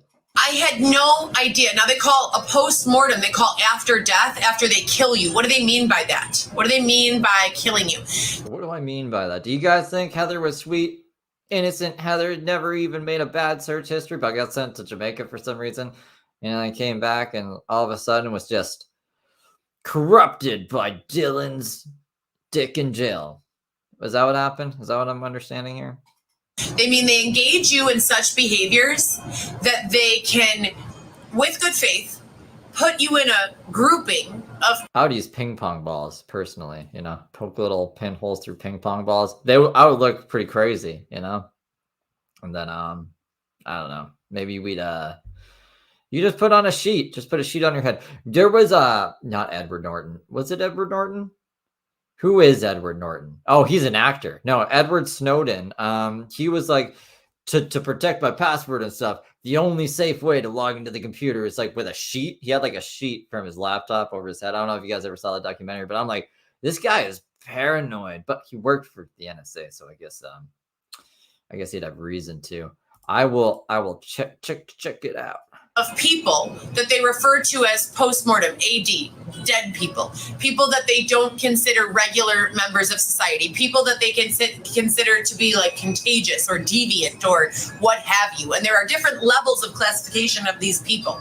And not everyone dabbles their foot into this classification and then says, oh God, that's scary, and runs like I did. Most people, a lot of people, don't have an anchor to the real world. You guys see this J scar on my hand? On my thumb? I couldn't make this up if I tried. I didn't do it to myself. They did it to me. Let me see the scar. Did she show it? I was on another tab. But they're giving her J scars now? So they put these people, what happened was a small percentage of people fell into this group, this deviant group. And they started to find that because there was no forgiveness for this group, because there were no strategies or policies in place that would allow this group to learn from their mistakes and reel it back in, that this group was not eating, that they were getting shut out by the world, that they had made these mistakes, and that they were being placed into little boxes where they could no longer survive. They were having trouble finding work. They were having trouble finding friends or social circles. They were not exposed to any sort of opportunity. They were not able to do anything. So these kill teams that were intentionally created, they were put into place to expose people, innocent people, to all of these deviant ideas, philosophies, and teachings, so that you would start using your Google bar. You'd jump on your phone and go Google and search something that would qualify you, or a series of things, because there's no one thing that qualifies you. If you've done fraud from your device before, if you've searched certain porns before, if you frequent certain websites, for firearms purchase or any of the dark web, you fall into this category. And here's the thing, because of biometrics, it doesn't matter if you get a new phone. It doesn't matter if you get a new IP address. It doesn't. In theory, I guess like she has kind of a point, I guess. If you're doing bad things, right? I'm sure that like cyber crime division has a way of seeing like who was using the phone at what time. Bad things were being looked at on the phone. You know what I'm saying?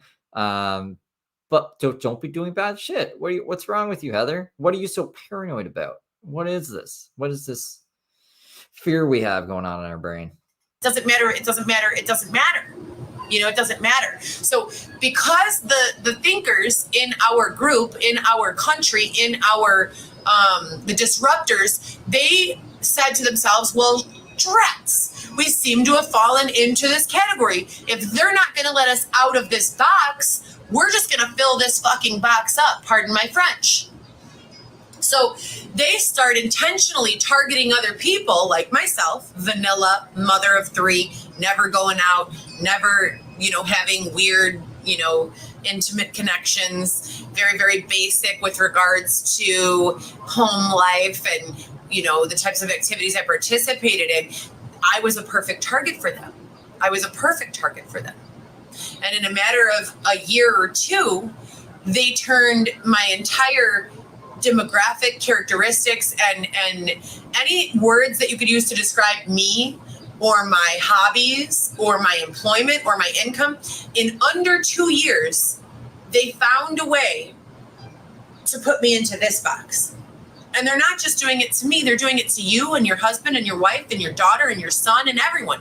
And the reason for doing so is because no one is opening the lid and letting them out of the box. So it's interesting because that's kind of what John was saying during the interview. It was like, they're going to come for you too. They're going to do it to everybody.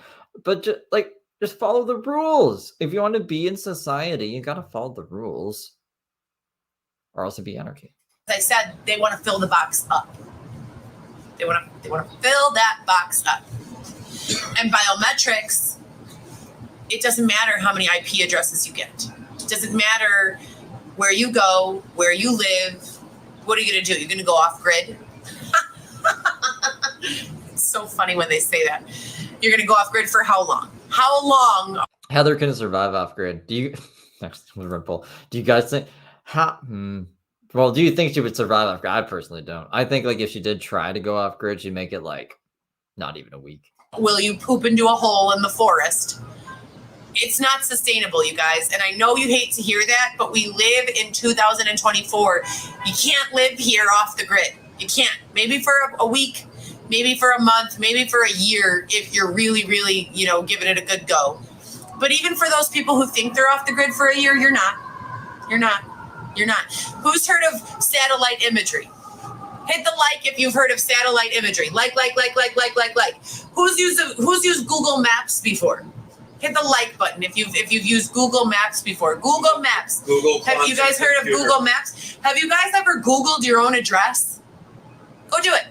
Google Maps your own address. I promise you will virtually be standing on your doorfront like that in a few seconds, as long as it takes you to type it out.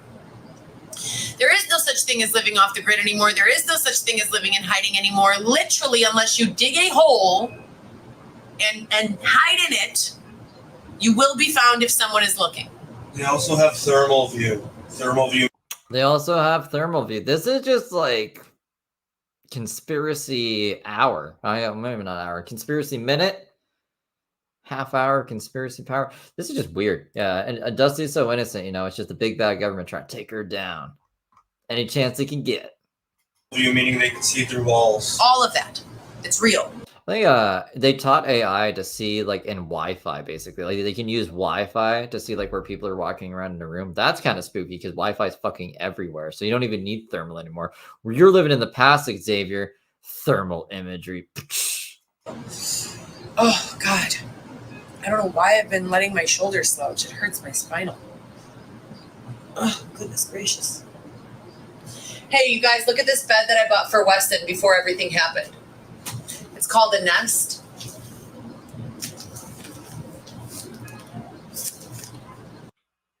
What's in there?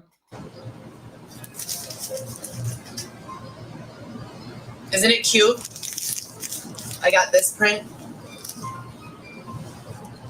I pray that by the next time we go to court, he gets to come home because enough is enough, I'm a grown-up, capable, competent. I have human rights. Or I'm supposed to. What else is going on, you guys? What else? What else should we talk about? What else should we talk about? What else should we talk about? Private jets. We need private jets. We need 5 private jets. We need 5 private jets. 5. What? 5 private jets right there. 5 private jets. Please. Please send 5 private jets, you guys. Or a cowboy hat. Or an elephant trunk with ears. I've never seen that one before. We're 5 Lana Del Reyes. They don't have that. They don't have that. I'm going to read something from the Bible real quick. We break scenes. This is for everyone in my comments feed who is mean and rude. It's for everyone in my comments feed who is supportive and loving. It's for me. Father God, we repent. Have mercy upon us, O Lord, according to your loving kindness, according to the multitude of your tender mercies.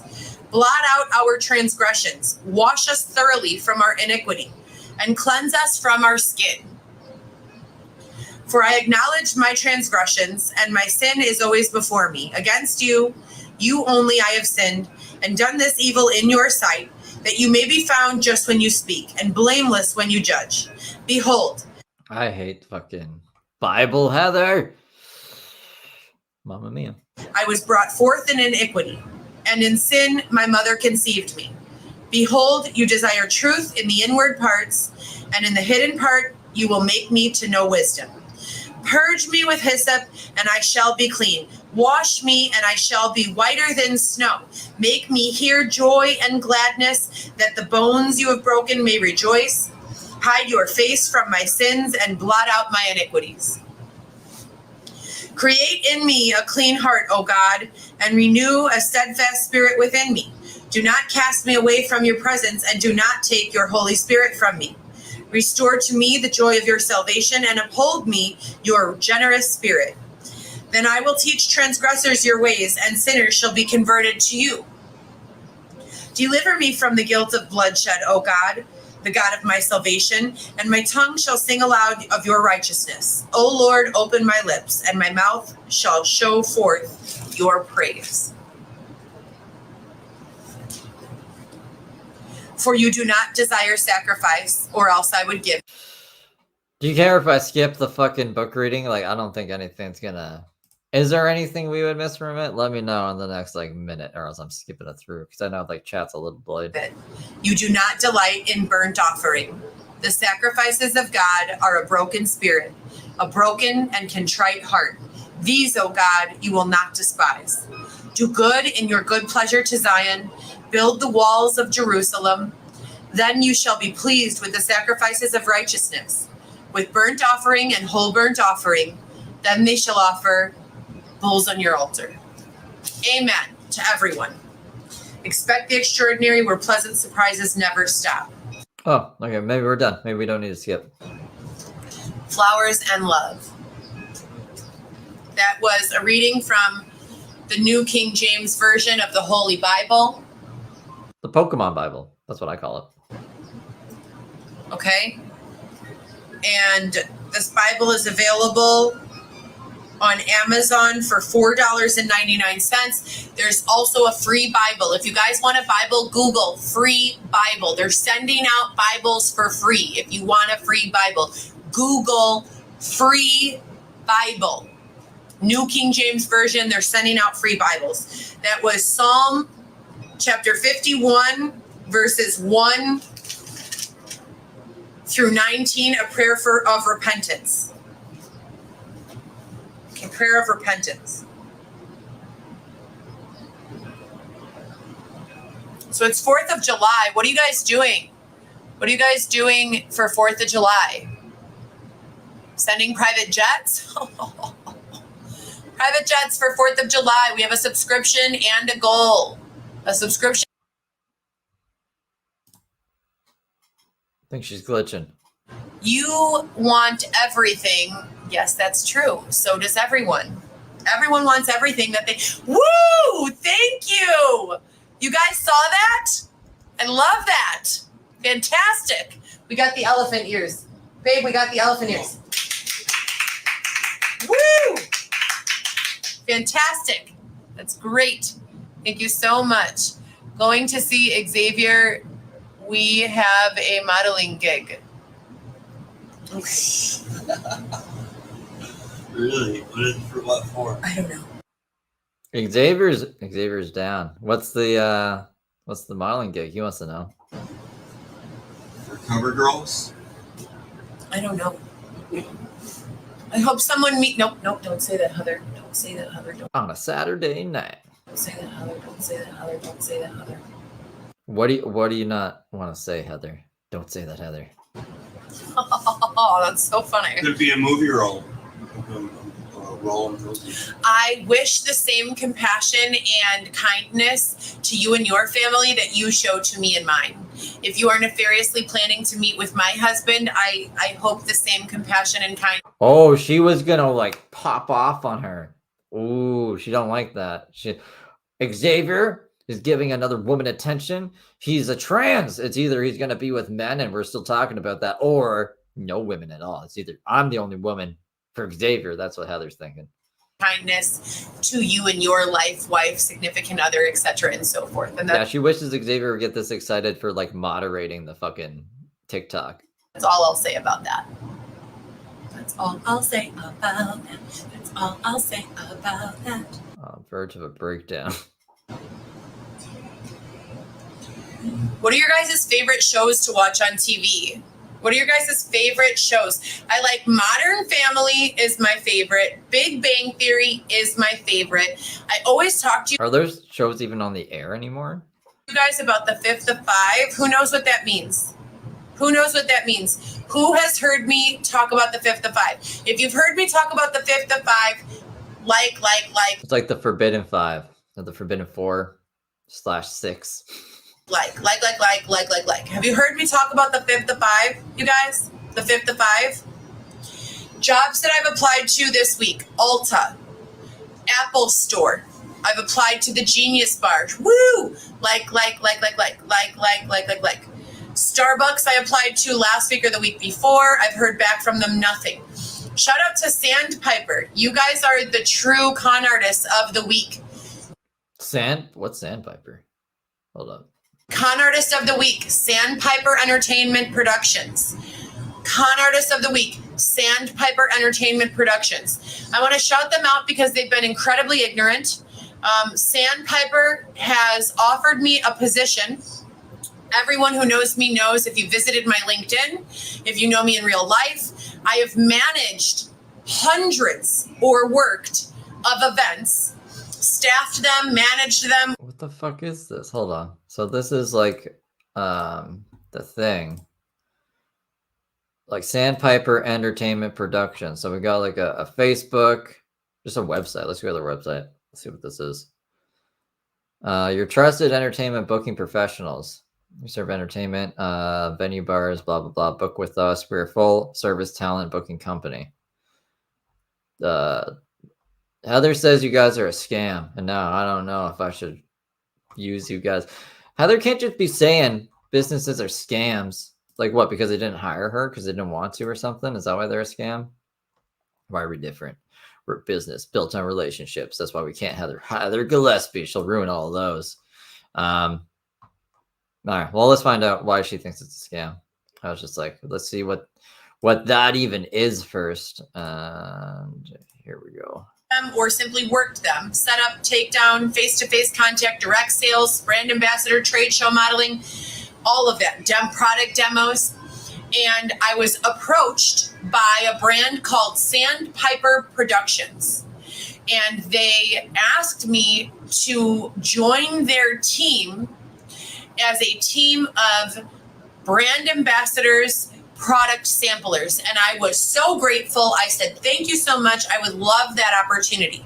I filled out all of my information, providing them with sensitive information like social security number, name, phone number, email, address, etc., and so forth. And they sent me a text message back and they said, you're hired. We love it. We love your energy. We love your profiles. We love your resume. You're hired. You've got a job with us. Right now, the only other promo and brand ambassador work that I'm doing is with Push elite models, push elite models, push elite models. Calm, Heather. We get it. Push elite models. You don't need to say it 50,000 times. I'm trying to see like anything else about this, but I don't think there is much. I don't want to like defend a company that might be a scam, but like I just think they didn't hire Heather, and that's why she's angry. That is an app that you can download. They have numerous opportunities, and that's the only active account. Teen alarms. She was a pregnant teenager at the time of the first marriage. Oh, Heather Gillespie. That I have at this time, besides my own independent, private, booked events. Sandpiper Productions sent me an onboarding, you're hired. They sent me all of the paperwork that needed to be completed. They sent me all of the policy. Events are 3 hours long. You get a preloaded debit card, or you load the debit card yourself. You use said debit card to purchase the product, whether it's a bottle of alcohol, whether it's, whatever it is, sampling for. You bring your own table. You wear all black or jeans and a sweater, and you product sample, you demo sample. So I was very grateful. You guys know I'm pumping. That's not what Sandpiper Entertainment Studios is for, though. Are we still on them, or we're on to another thing we're complaining about, I guess? I'm pumping breast milk for my son. I'm breastfeeding. Wednesday, Thursdays, and Fridays, I'm commuting back and forth to the suburbs to visit with my son and breastfeed. So a 3-hour gig that I can schedule when I have time in the evenings after my visits, or on the days when I'm not in visits. That was ideal. That was fantastic. I was so happy to have access to that opportunity. Filled everything out, ordered my black leggings, got some black shirts, asked, for assistance with the table and the cups and all of the things that I needed. And has she mentioned Susan? I think I've seen Susan mentioned. I don't know who Susan is. Who is Susan? Who is Susan? Who knows? Who knows? He says, I'm going to take a smoke break soon. It's coming up in 2 hours. And I will not play Cobra Cantina. Lo and behold, scheduled the actual face-to-face for next steps, and they no-showed. It was a Zoom. They no-showed. Sandpiper no-showed. They no-showed. So the Sandpiper, the person who owns the coal company, they no-showed. As a respectful, kind, and forgiving soul, messaged them and gotcha. said, hey, did you guys forget about me? I was scheduled for 10 a.m. this morning. I cleared my schedule. I had therapy scheduled. I had court-ordered services scheduled. I had, individual, responsibilities that I do that are not being mandated by anyone else that I like to do, and, things of that nature. And I said, I was available and ready. My makeup was on. I was in my best spirits, and I was ready to go. Private jets, we need 5 private jets. And it has to be more than 57, right? You know what they said? They said, we will schedule. We're so sorry that no one got to you. You should reschedule, and we'll do it again tomorrow. And I said, all right, no problem. I forgave them. I said, no problem. Absolutely. I scheduled for I like how Xavier just peeks his head around the corner every now and then. The next day. The next day comes. I'm scheduled for 2 p.m. Guess what happened? Who knows what happened? You gave them the wrong information. They didn't reach out to you. And now you're mad about it. Who knows? Who knows what happened? They canceled. They no-showed. They did not show up. What the heck? I've talked about this before. I'll talk about it again. We are living in an age where no one has to suffer. No one has to suffer. No one has to suffer. She's really about the repeating stuff. BCG, actually, I have to tell you something. You check your DMs on. No one.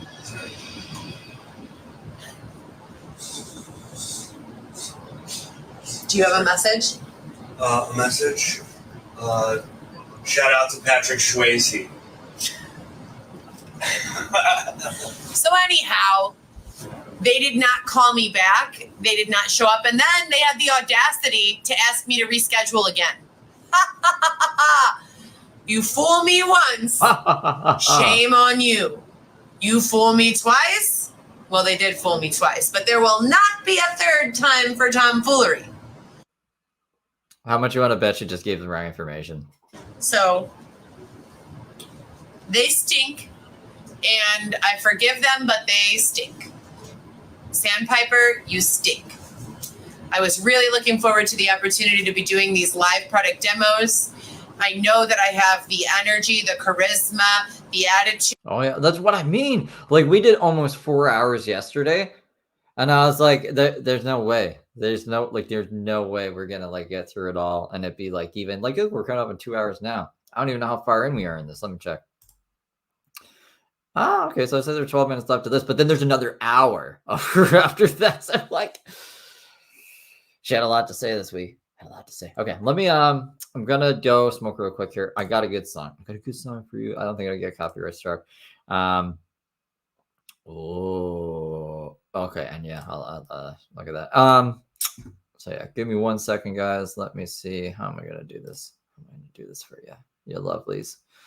We'll do this. Look at this. This is from Goyle, the Goyle Zone. The Goyle Zone. They're a pretty cool channel. You should sub to them. They made this song with whatchamacallit, AI. AI made this. So I'm gonna go smoke really quick, and you guys will love this song. I hope. We'll see. We'll see how it goes.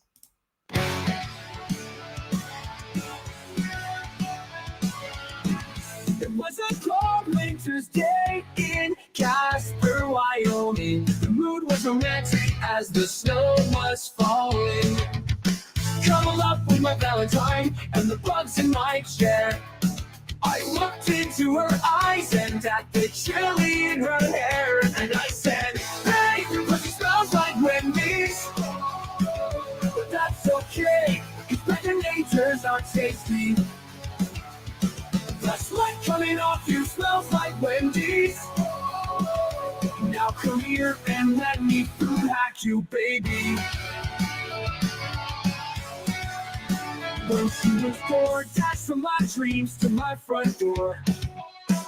I told her the only sauce sandwich I want is yours. Oh my God, Jessica, I will fucking call you back. Let me do the fucking song after drinking and dancing all night long. I said that your baby pussy smells like Wendy's. But that's okay, 'cause Baconators are tasty.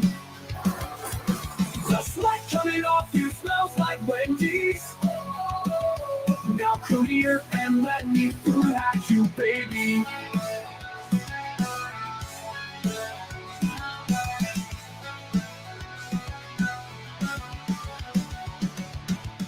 Then she was DoorDash from my dreams to my front door. I told her the only sauce sandwich I want is yours. Oh my God, Jessica, I will fucking call you back. Let me do the fucking song after drinking and dancing all night long. I said, "Hey, your pussy smells like Wendy's." But that's okay, 'cause Baconators are tasty. Tasty. The sweat coming off you smells like Wendy's. Now come here and let me food hack you, baby.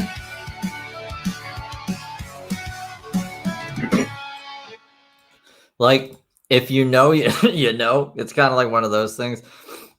That's King Cobra's girlfriend, who is like a problematic figure in the Cobraverse. People make songs like that. We got to make some songs like for Heather like that.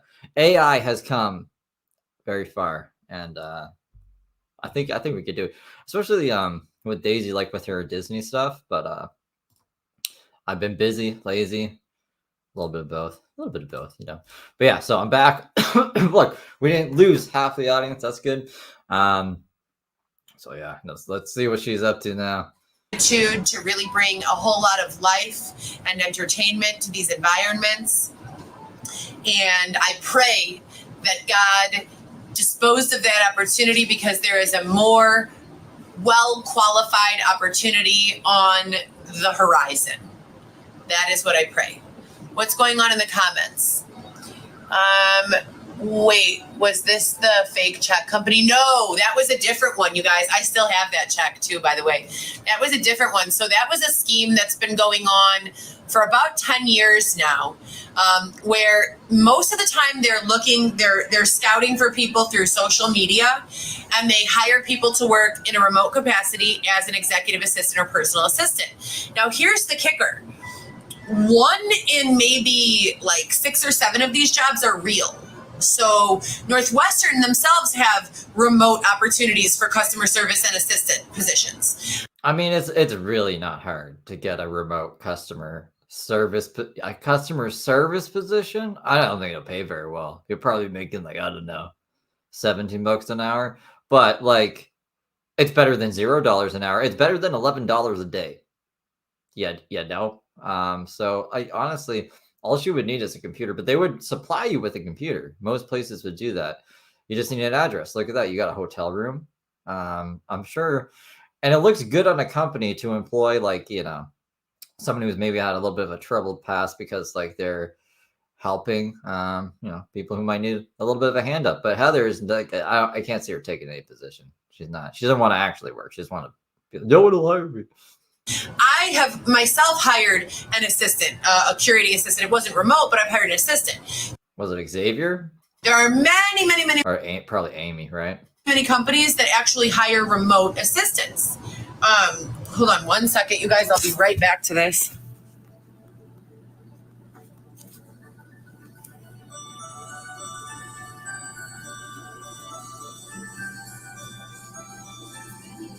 You would be surprised how many bad customer service agents there are. Like, it's she could do gen care. She could do general care customer service, because I think the bar is low. Like, if she pisses them off enough, they're gonna ask to speak to a supervisor, and they'll get like sent to another department who knows how to actually deal with people a little bit better. But for like your basic inquiries, she'd basically just be answering questions, and if it was anything other than that, she'd have to transfer. I think she would be able to do that. She'd probably even get a little bit of a dopamine hit from like having a little bit of authority over people. So I don't know. It's something she could consider, but she can't do anything on anybody else's time. It has to be on Heather time. It has to be Heather's way.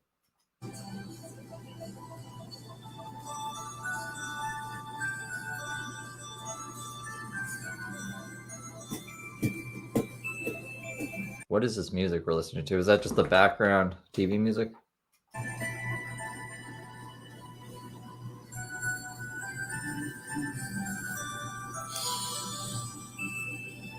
What's remote?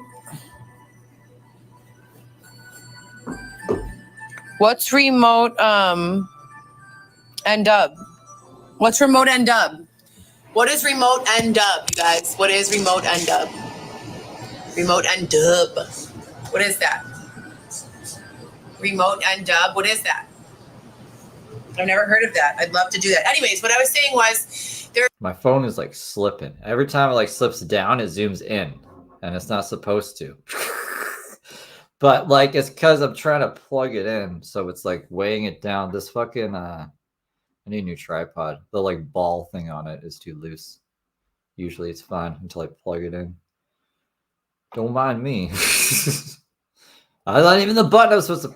There are so many of these executive positions, executive assisting and personal assisting positions that are not real. And so I love to humor myself with them. I love to, go back and forth with them. I use my best professional voice when they say to me, so Heather, a lot of them are actually African. Heather. Whoa, that was supposed to be an African voice? I thought it was like more like English. I wish I could do my African. And they're bogus, though, for always doing them as Africans. The last 2 or 3 have been as Africans. They're so bogus for that. What the hell? It's bogus that the people are giving Africans job opportunities. What the fuck? What are we? What? They come in all shapes and sizes and colors, but a lot of them have been Nigerian, the last like 2 or 3. And they say, do you think like Heather's like just signing up for Nigerian scams? Like, she's signing up for scam call centers. She's like, where you try to get like phishing information. I'd be like, let me take control of your computer, and then like go into their bank account, just steal everything. And Heather'd be like, I didn't even know what I was doing was wrong. Okay, I was just trying to help them with their computer. I'm Heather Gillespie, the IT tech. Yeah, I can see something like that happening. Say to me, so Heather, we would like for you to take this check immediately and go to cash this check in your Okay, now I kind of hear what she's trying to do. account. And once you cash against this check in your account, then you send to us the sum of $2,000. That's a scam, Heather. That's not even a call center. What the fuck are you? That's a very obvious scam. And I'm like, for sure, I'm down for the job. I am the #1 assistant you could get. I got you. Send the check. And I get. And why can't more white people be scammers? All right? Scamming is not just a Nigerian game. Why can't more white people be scammers? That's what I'm getting from this. Give them the address. They send the check. The check arrives. I look at the check. Well, the check looks suspicious, but I'm dedicated to this. Like, let's go. Now, I'm going to open a business account. Okay, I'm not a dummy, but I'm going to open a business account with cash. Okay, this is just Heather, this sounds kind of dumb. Oh, you're going to give me money so I can deposit somewhere and send it back? That's going to bounce. Going to open it up with a business account. Cash. So like when this goes all under, my cash will be taken. But maybe she has something with the business account. Maybe you get like liability protection or something on a business account. Because like, remember the Titanic? Not the real Titanic, but like the thing that was going to look at the Titanic underwater, that submarine. And they basically like signed their lives away. And I think the company even made a profit off of like 4 people's death.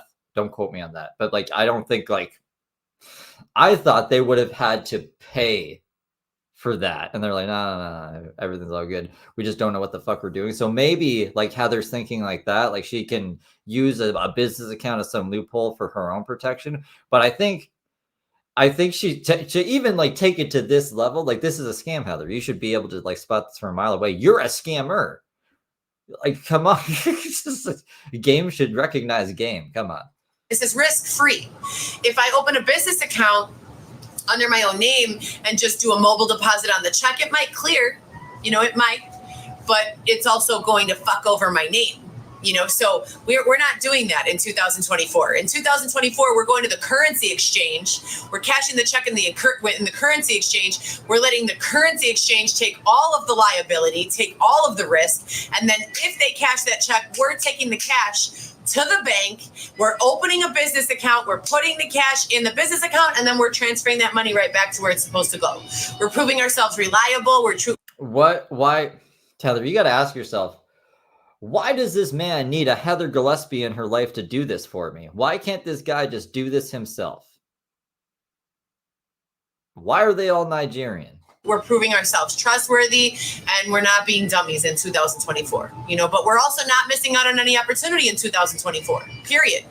If you scammers have not figured out how you can open a bank account using a CPN without causing a person to screw over their own credit, well then you just acknowledge that they're scammers. If you scammers can't figure out how to do your scam properly, then I don't know how to help you. This is crazy. This whole rant is this is crazier than usual to me. What the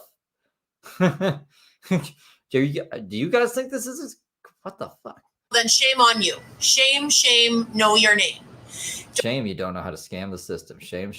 I'm Heather Gillespie. I'm a completely innocent person. I've never done anything bad in my life. Shame on you, scammers. Don't you dare scam innocent people anymore in 2024. It is 2024. You open a bank account with a CPN. You can do so virtually, and you cash your checks that way. You don't get some innocent, dummy like Heather, some innocent mom who's being exploited already, and say, hey, we're going to help you. We know you're homeless and hungry and you need the assistance. We're going to help you. And then end up screwing that person over. Shame on you. Shame on you. So Heather is like, it's so weird that she's like mad. She's not mad about the scam. She's mad about how the scam is being pulled off. So like, she's like, they're trying to scam me personally. They're not trying to scam the credit union when it's 2024 and they could just scam the credit union and maybe I could get something off of it too. She's willing to participate in the scam, but she's offended that this person is using poor old gullible Heather Gillespie to scam and not the credit bureau, unless I'm not understanding it correctly. But that's what I'm getting out of it.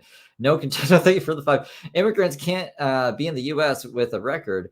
You should compare criminal records with immigrants, compare who's bendable and versus who isn't.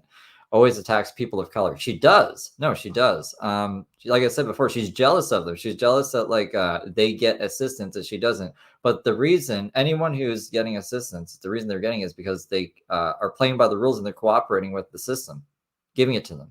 And Heather doesn't like to do that. Heather likes doing her own thing. Shame on you. You don't do that. My flock, thank you for the $2 super sticker. No. You scam in a way that does not screw innocent people over, or scam none at all. Don't scam at all then. If you can't scam in a way that isn't hurting the innocent, then you don't scam at all, right? Yeah, we only want Robin Hood scammers over here. Take from the rich, give to the poor. Leave me out of it, Heather Gillespie says. I only want in on the good American white scams. Jesus, jump. This is weird. I did not expect this. So anyhow, no, I haven't had another opportunity like that, but I do love those. I love acting all professional with them. I get right back into my Northwestern jive and I start telling them, yes, Mr. Or let's say it's a lady because Xavier gets jealous of the gentleman who I've worked with. Let's say it's a lady. Let's call her Miss McPherson. Yes, Miss McPherson, thank you so much for your inquiry. I will be getting on that urgently. You can expect the deposit to be made between 6 and 7 p.m. this evening. It's 4 p.m. now, and I will let you know once the task has been completed. I hope you're having a great day. It's been a pleasure working with you. Yeah, ChatGPT could do that now, Heather. We don't need anybody like that for shit like that. You know, as much as they try to con artist me, as much as they want me to believe that they are proper and businesslike and savvy and world travelers, well, me too, bro. Samesies. Lisa Richards is upset about scammers, like in the same way, like she's upset that they're not scamming properly, or she's just like, there's a lot of scams out there. Fuck them when she's a scammer kind of thing. I love those. Absolutely love those. If anyone has any personal assisting job. So I think no, she just like it just cut for a second and came back. What's happening? Hold on. Jobs. It's doing a thing. It's remixing. Jobs. It's my thing? What's happening? Jobs.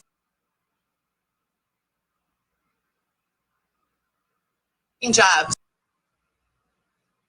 On Instagram, it's a GoPro Solo Production. The email address is Coco, C-O-C-O, GoPro Solo Production at gmail.com. Again, Coco, GoPro Solo Production at gmail.com, or on Instagram, you could use the DM. That's a really long email, Heather. Was GoPro Solo already taken? A GoPro Solo Production. For ethical influencers, you don't even have to be the ethical influencer. If you know of them, put them into my DM, tag their account, send me the information, please. I'd love to know of it. I'd love to support it, and I'd love to contribute to that, and do creative for those sorts of purposes, etc., and so forth. But going back to scamming, you guys.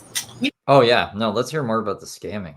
You know what the solution to scamming is? I know you already know what I'm going to say. If you know me, what am I going to say? Universal basic income, unlimited ATMs. I think I could fill in Xavier's spot. I wouldn't know about the dates. Maybe I would though. I don't know. But universal basic income, we wouldn't need scammers if we didn't need to make money. What's the solution to scamming, you guys? Xavier. Yeah. Do you know? Come on, Xavier. I got you. Solution to scamming? Yeah, what's the solution to scamming? He's gonna say something stupid like a cybercrime unit or proper. I don't know. I don't know anything. Something stupid though. I don't think you should get like the answer. The blockchain. Blockchain? What? Not what I was going to say. Next. Anyone know? Who knows? So I want to hear Xavier guess again. Solution to scamming, who knows? Added surveillance. No, it's Told you. Added surveillance and blockchain. not working. Here, listen, guys, okay? And I know Look here, listen. this is not working. Here, listen, guys, okay? And I know this is gonna challenge a lot of you to think outside of your privileged existence. And let me be patient and kind with you and delicate with you. Your mommies and daddies taught you that if you just get a job, you'll be okay. But guess what? There's an entire demographic of people in the world and the United States that prove that's not always true, okay? So what you have to do now is you have to get out of your normal reference, put your eyes in the eyes of someone else, take the perspective of someone who's been applying desperately for years, or someone who has made a mistake in their past and maybe has a felony, or someone who doesn't have the skill set to get a job. Put yourself in their position and understand, okay, that most people, if they're doing something naughty, it's because they don't know a better way. Or Naughty. What naughty things have you been convicted with? Like the cocaine possession. I mean, she just cuts in run-ins with the law. The bludgeoning, the stabbing, all that fun stuff. or a better way does not exist for them. There is no one who wants to be on the run from the authorities. There is no one who wants to harm others. People do these things because they can't find another way. So what about all those rich, privileged people who just like go kill people for no reason, just because they like the thrill of it? What's the solution that Heather is saying is the only solution? What's We're kleptomaniacs. the solution? What's the solution? Xavier's not the solution. Solution? What's the solution? What's the solution? What's the solution? What's the solution? What's the solution? What's Tell us, Heather. Tell us. the solution? Okay, I'll tell you. 5 private jets. 5 private jets. The solution is. Xavier, can I have a drum roll, please? That's a good. Drum roll, please. That's a good answer.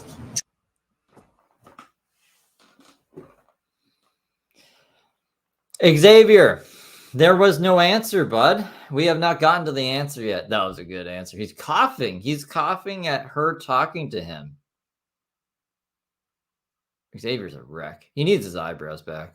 Drum roll, please.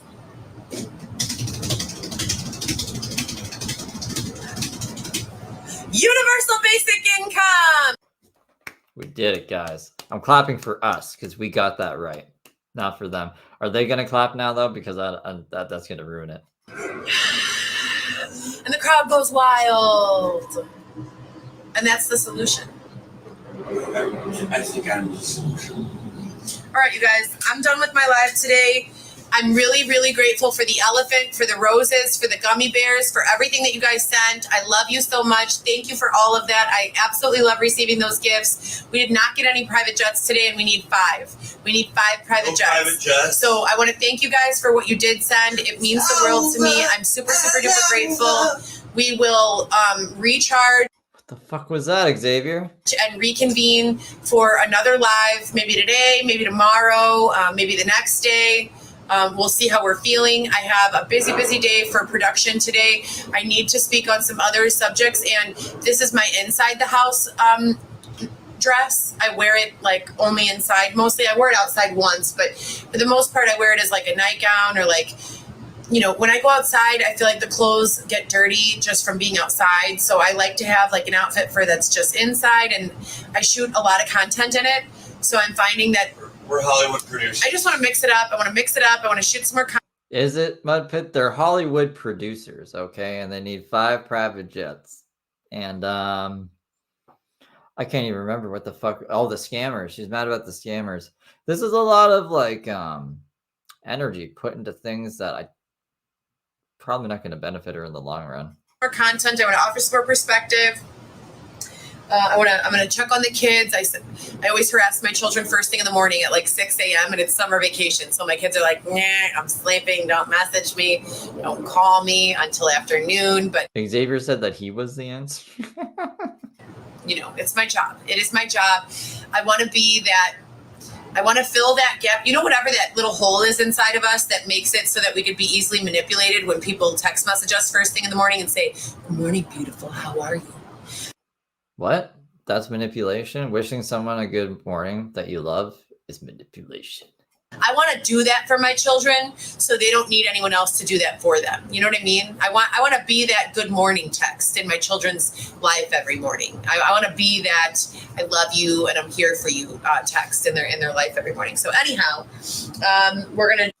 Again, AI would be better for this. I mean, I wonder if Heather would eventually fight the robots if like AI replaced her as a mother.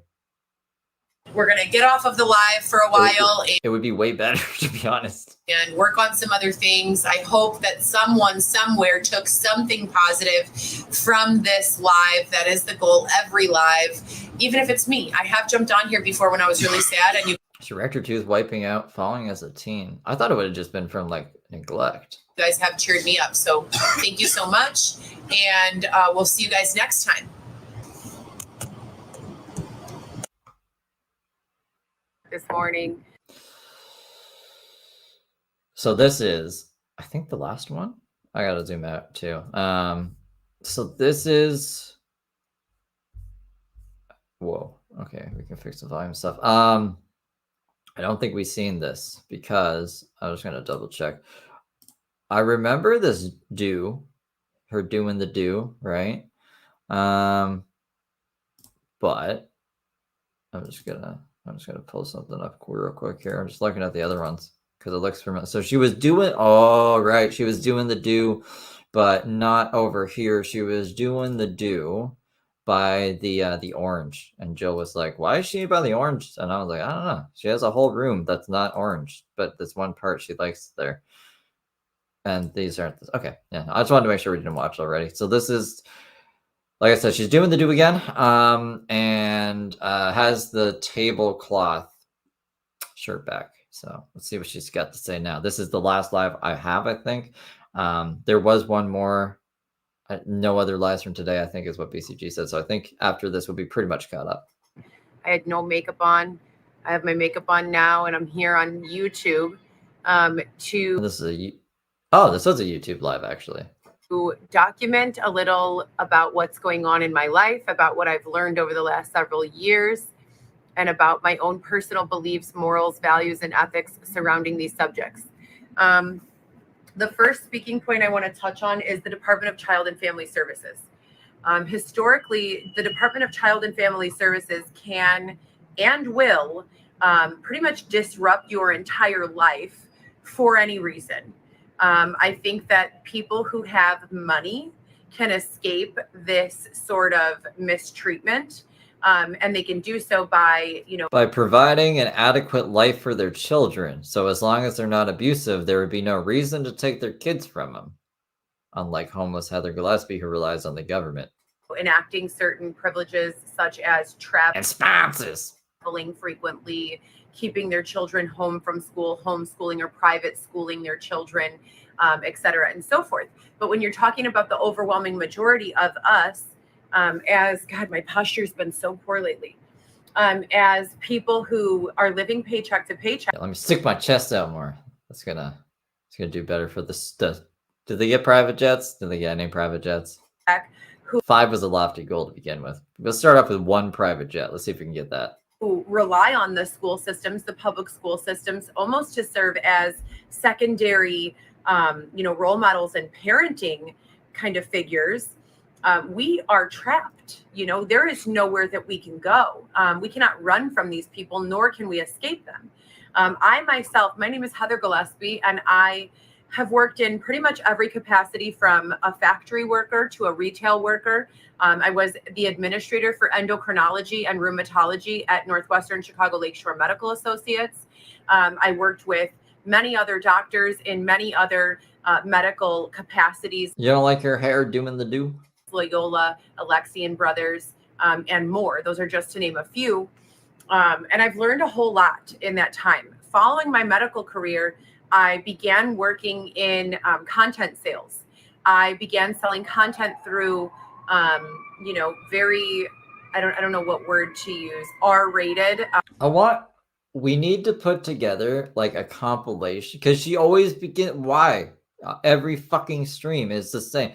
My name is Heather Gillespie, and let me reiterate the same thing over and over again. I used to work in content sales. Like I could have like, you remember there was like a compilation of like news things going around, and they were all saying like the same thing, almost in the same sync. You could do that with like a billion streams of Heather just saying the same thing at the same time. I need to edit that together. I also need to do a Heather and James comparison. I've been meaning to do that forever.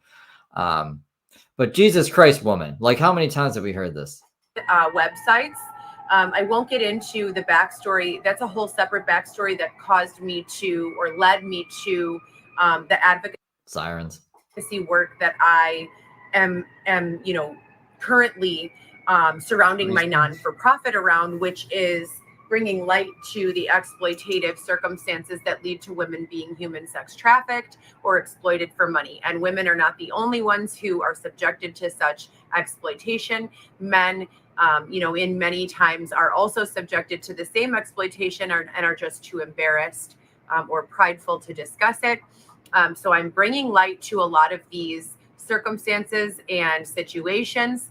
But let's start with DCFS. When I began, I mean, like it does. She is unsuccessfully trying to start like some kind of mob against DCFS. At least it feels like that. Like I don't know what else she would be trying to do by putting that information out there and positioning it like this. If she didn't want some kind of like public vigilante justice, because she doxes like the people involved in the case and stuff, right? Dox the doctor. I don't know if she's doxed like the caseworker for DCFS. I'm pretty sure probably, like, because she does all the documents and everything. She's like, look at this. And then she kind of like, she's her own worst enemy. She tells on herself. She's like, look at why they're taking from me. It's like homelessness, cannot provide, on drugs. She's like, I'm none of those things. It's like, yeah, they just made all that up, Heather. It's all just a big conspiracy because Heather Gillespie is like, if she was such a force to be reckoned with, this wouldn't even phase her. You know what I'm saying? Like she would be able to like overcome. And I'm a great mother. I know myself. I know I'm a great mother. My support system knows I'm a great mother. My family members know I'm a great mother. My children know I'm a great mother. I'm a great mother. Oh, reality stick. I need to put you in the description. One of these videos I got from you, I'm pretty sure, or maybe two. So thank you for grabbing and uploading them. I think it was actually on the other stream that I was doing that, and I got it confused with I think maybe Xavier Shanklas or somebody else. But no, I just all coming back to me. Thank you for that. I appreciate you, and I'm gonna put you in the description after. I'm gonna star this so I remember after. Mother. What does being a great parent mean? It means that you provide for your child. You provide food, you provide shelter, you provide clothing, you provide love, you provide support. Because the other source I had it like cut up in all these different pieces. So like, yeah, that's good. You got lucky with a couple of TikToks, working on automatic.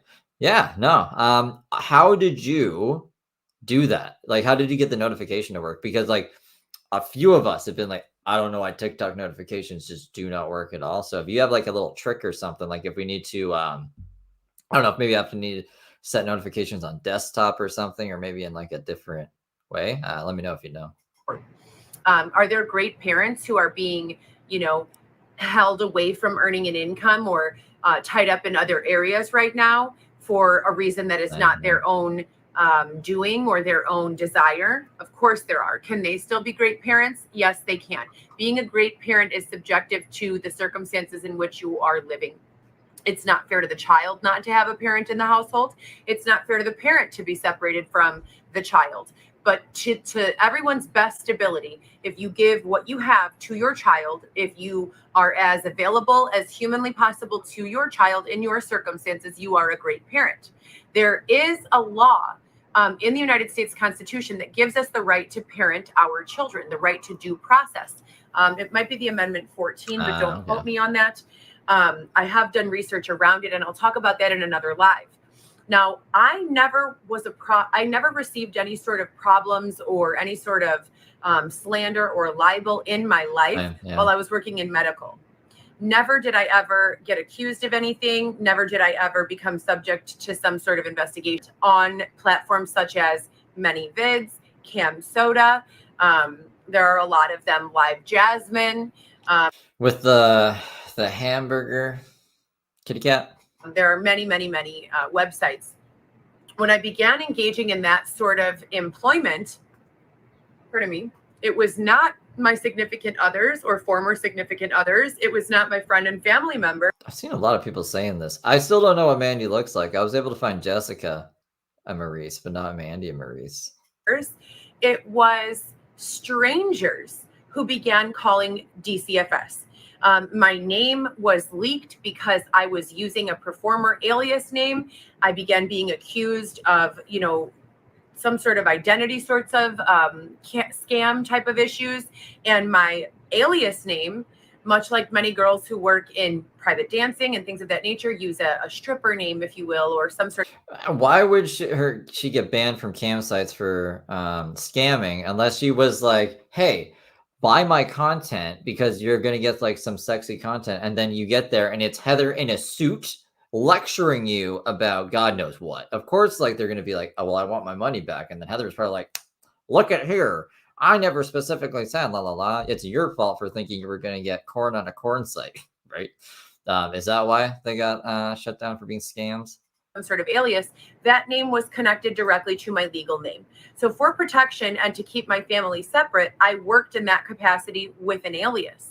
When my real name was leaked, my name is Heather Gillespie. It's already been out there. So my alias name was Coco Chanel YSL.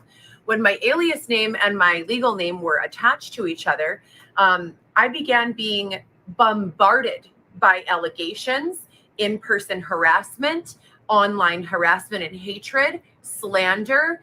No, I think it was Love After Lockup because you showed how crazy you were in there. And then you kind of used that as like a springboard to show more of your craziness. That had nothing to do with like my username and my real name becoming intertwined. Everyone is cool with Heather Gillespie. Everyone is cool with Coco Chanel. But when they found out Hannah Montana was actually whoever, Miley Cyrus, that's when things collided. And like, why? Why would it even matter?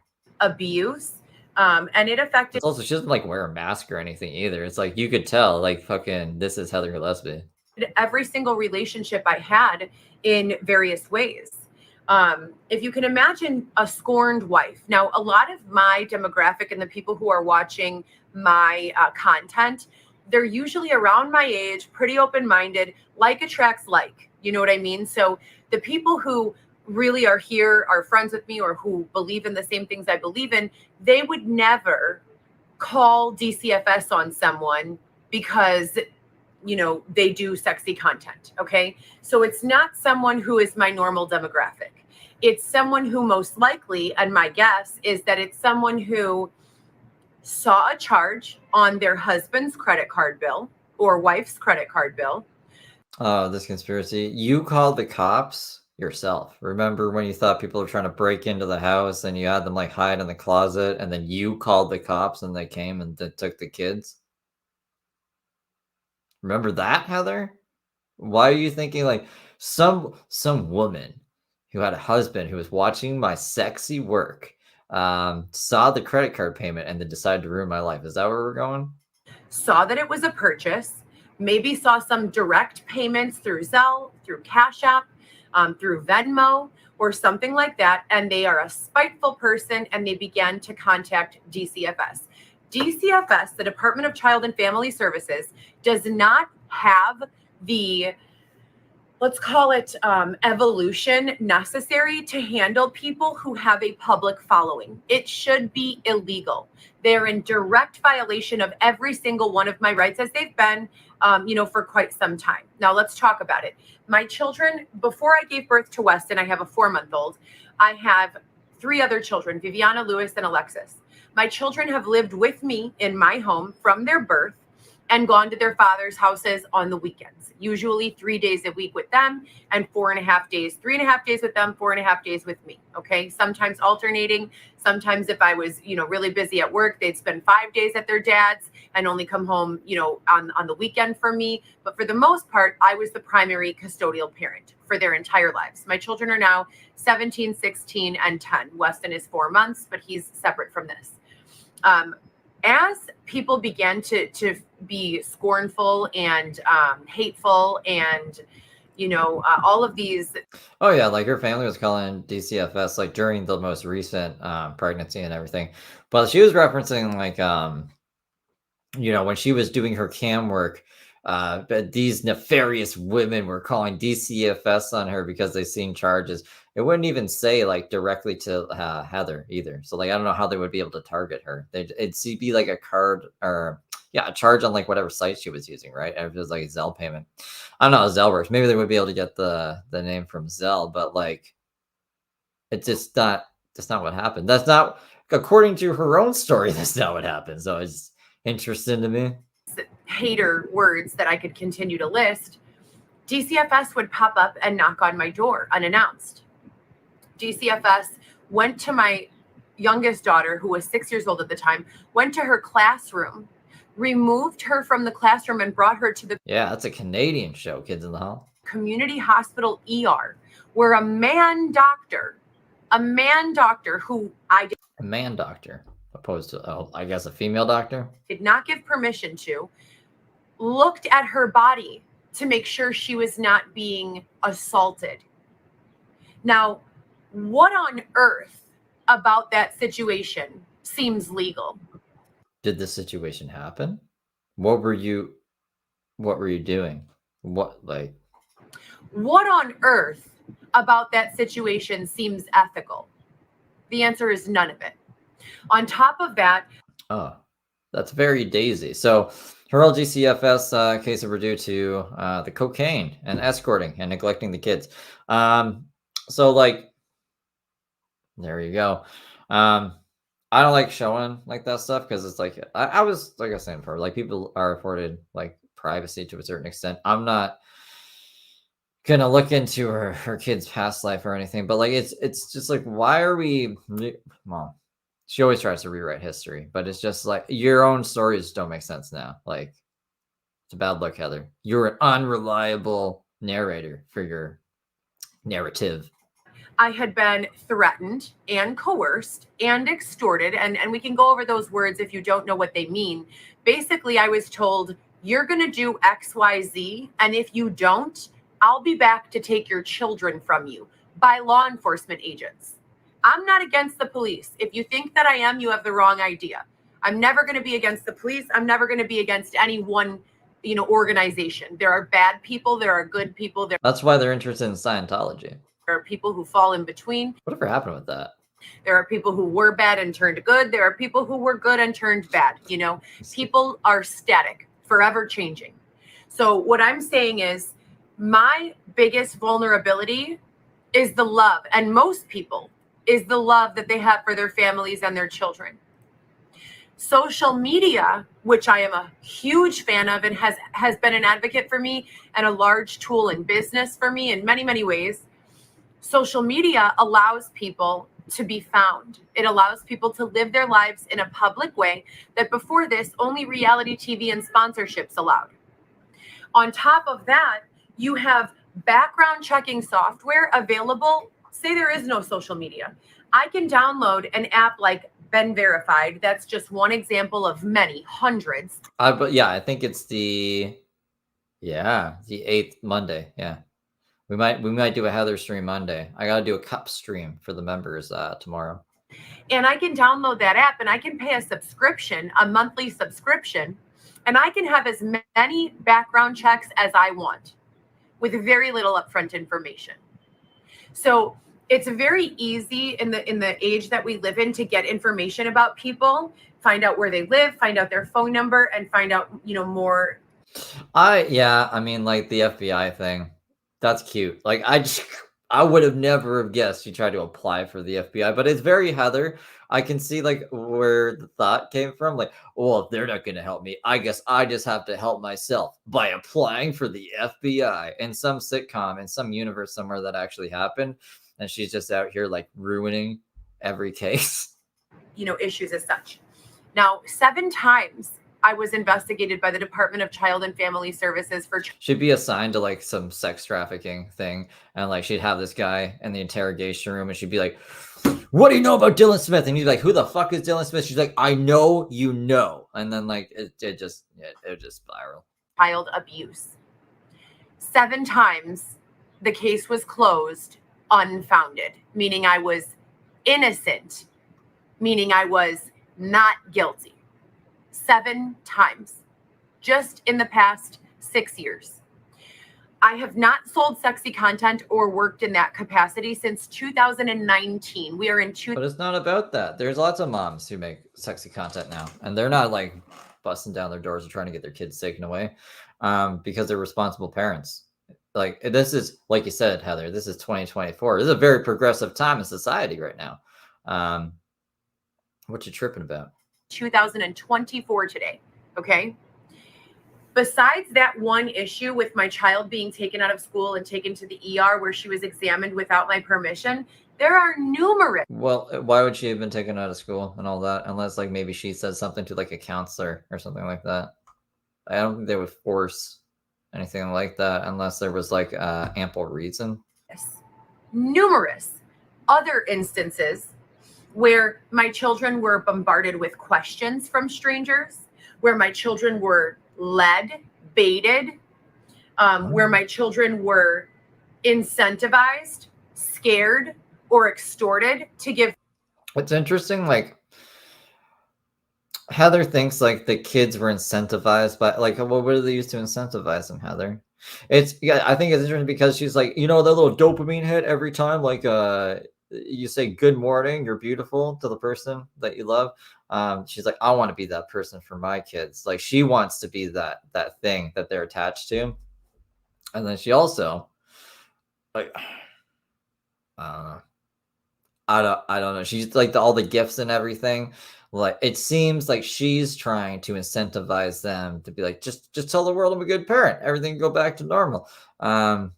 I think it really bruises her ego. I don't even think she wants to see the kids. If you're asking me directly, because look at all she does with her time. She's not a mom. She's a fucking scam artist. Give responses that they would not have if they were not under duress. And even with those responses, if she had her kids, the scam's up. There's no reason to donate if she has the kids. I was still found to be innocent. All of the allegations made against me were reported to the state central registrar for the state of Illinois as harassment. That is 7 investigations, all closed. I'm innocent, marked as not guilty, harassment. What's going on today with my 4-month-old is not only unconstitutional, it is absolutely illegal, unethical, immoral, and disgusting. No. That you raising a kid in the tent and doing drugs while you're pregnant and if you refusing help and having no fucking plan is all the things you described: unethical, illegal, which is why they get taken from you. Like, this Heather Gillespie woman. Okay.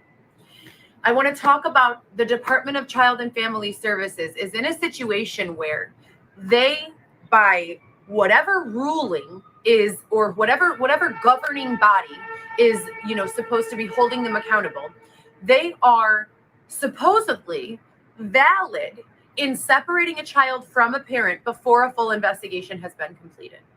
They are supposedly valid in accepting hearsay, lies, rumors, or pieces of truth out of context. Pieces of truth out of context? What would the pieces of truth out of context be? Because it's not just rumors. No one would know about any of the things you do unless you broadcast it publicly. So any of the things being used against you is like out of your own mouth. So if there's anyone to blame, it's yourself. Either way, like obviously it's your kids, you're responsible for them. And despite John and Heather's opinions, kids just don't get their kids. People don't. It's like People don't just get their kids taken away for no reason, usually. From the internet, from social media, and from people who refuse to identify themselves and using Yeah, because like then you would go after them, obviously. it to separate families. Evidence, it shouldn't matter where evidence comes from. If it's legit, like if it's valid. We are not living in 2015, people. We are not living in 2005. We are living in 2024 when the internet is available to everyone. That means everyone can have a very public persona. And it doesn't have to be who they truly are. Yeah, so your persona is just a homeless woman in a tent who does drugs. It's not a very good public look. That's not a very good public image, Heather. Anyone can be anything on any one of these platforms. That's not a good enough reason to march into someone's life and separate them from their child. We need. Well, what's your impact, Heather? If you saw a child being neglected or, a woman choosing to be homeless in a tent pregnant, what would you do? Would you help them? Would you intervene? If they refused help, what would you do? What would you do, Heather? New policy. And I have been begging for intervention, for civil rights intervention, for human rights intervention, literally since 2015, when David Shepard from the Chicago detectives literally extorted me and said, I know you're not friends with this group. I know you just met them 3 or 4 weeks ago, but if you don't hang out with them and text me what's going on every single day, I will be back to take your children. And that was the first time I was extorted with regards to my children. It could have been so much worse. The system did work in this case, but like, look at Letitia Collins. She is in jail and she does not have any, like, part of her probation. She can't go on social media. She is not allowed on there. Like, the only difference between Heather and Letitia is like the person who raped her doesn't exist. So there's no one to like press charges on a false report or anything, because she didn't make a false report either. But like she thought her kid was her ticket to getting housing, her ticket to like whatever else. It didn't work out. The kid got taken from her. And she could have been in jail and told you can't go on social media. So, and I think she would have not liked that even worse. So like, I can't feel bad for a woman who only had a kid in order to get housing with this drug addict. It's not even like, it'd be one thing if Xavier was a good dad in any way, shape, or form, or had any redeeming qualities at all. But like, if you're not willing to help yourself, why the fuck do you expect other people to help you? It's just like, it's a mamma mia, you know what I mean? In 5 years or a little under. Yeah, I went on a little rant, sorry.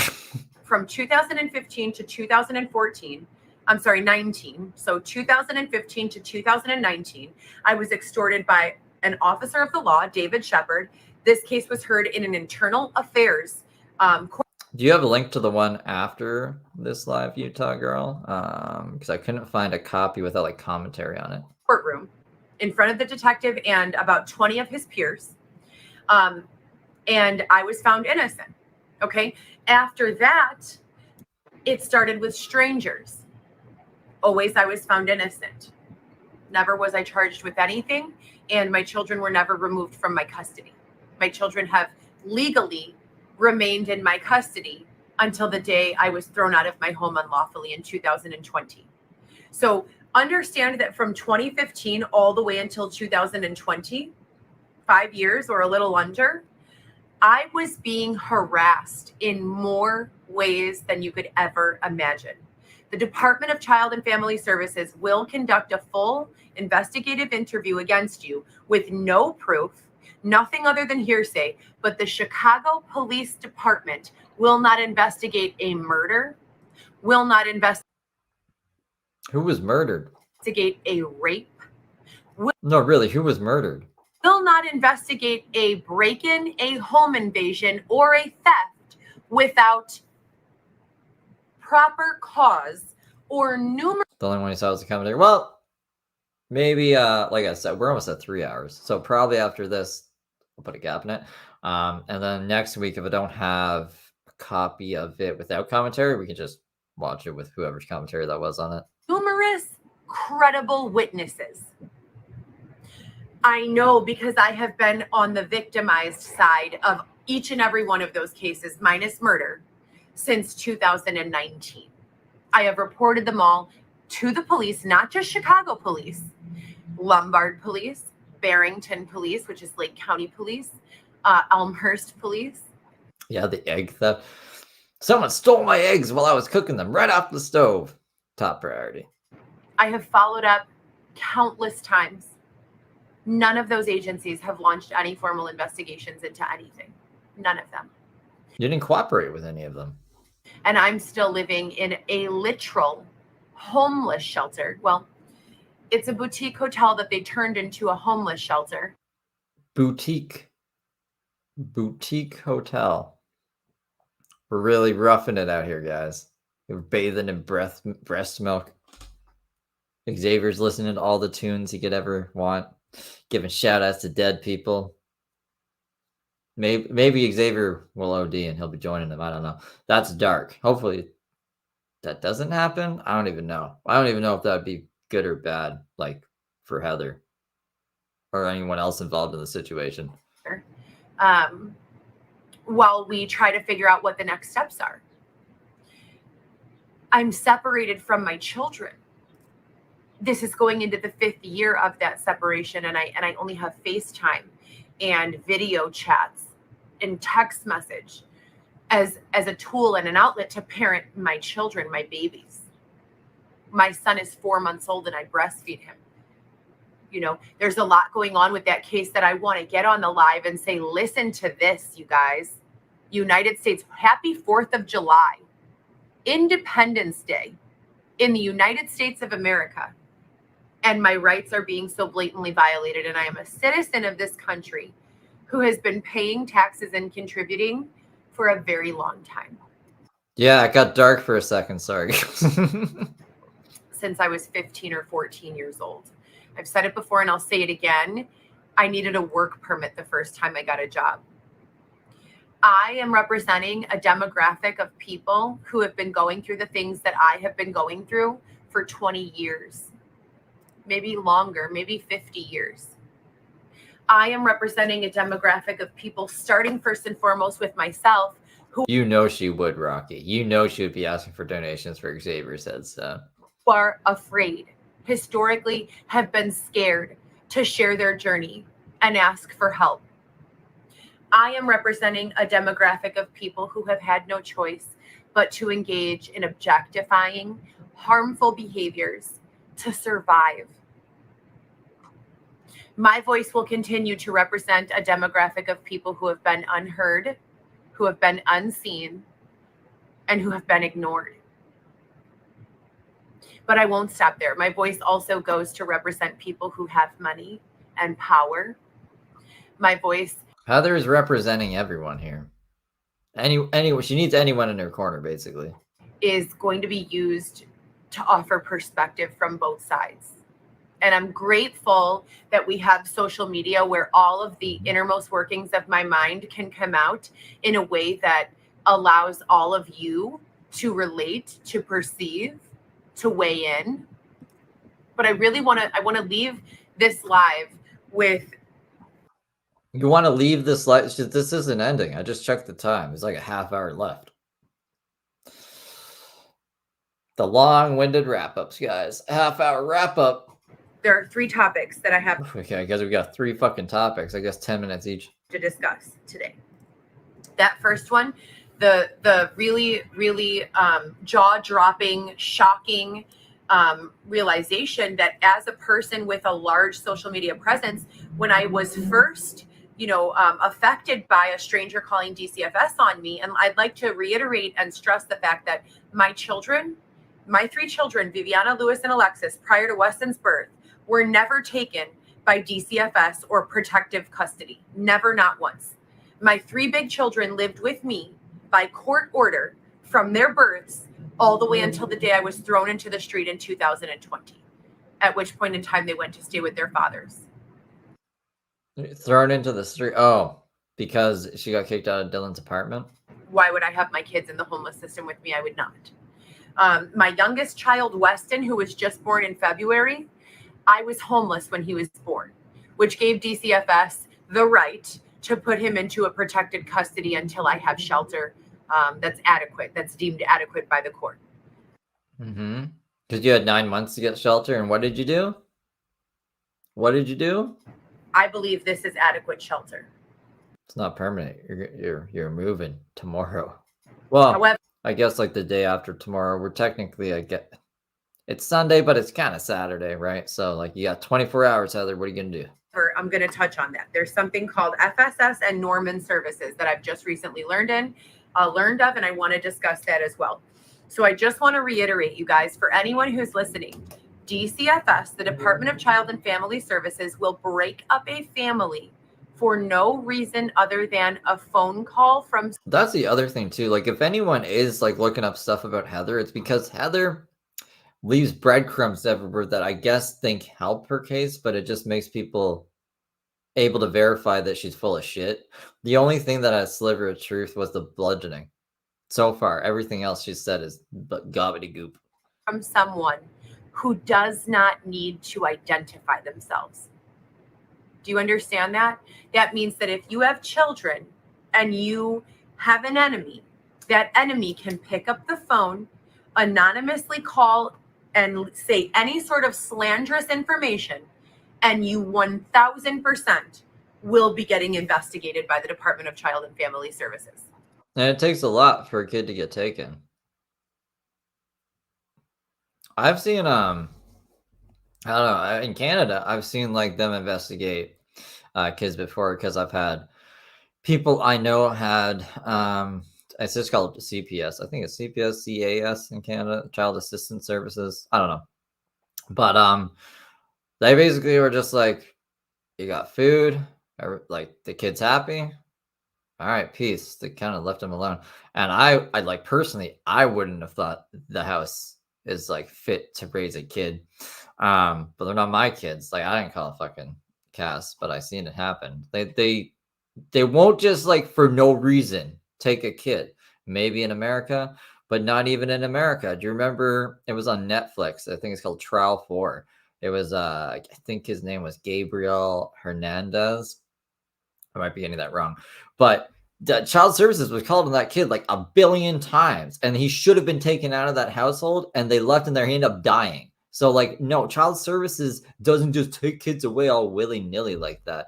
I would need to see more actual examples of kids being taken away for no fucking reason for me to believe this of Heather, especially since we know Heather at this point. Like, she's not getting the kids back, so we wouldn't like.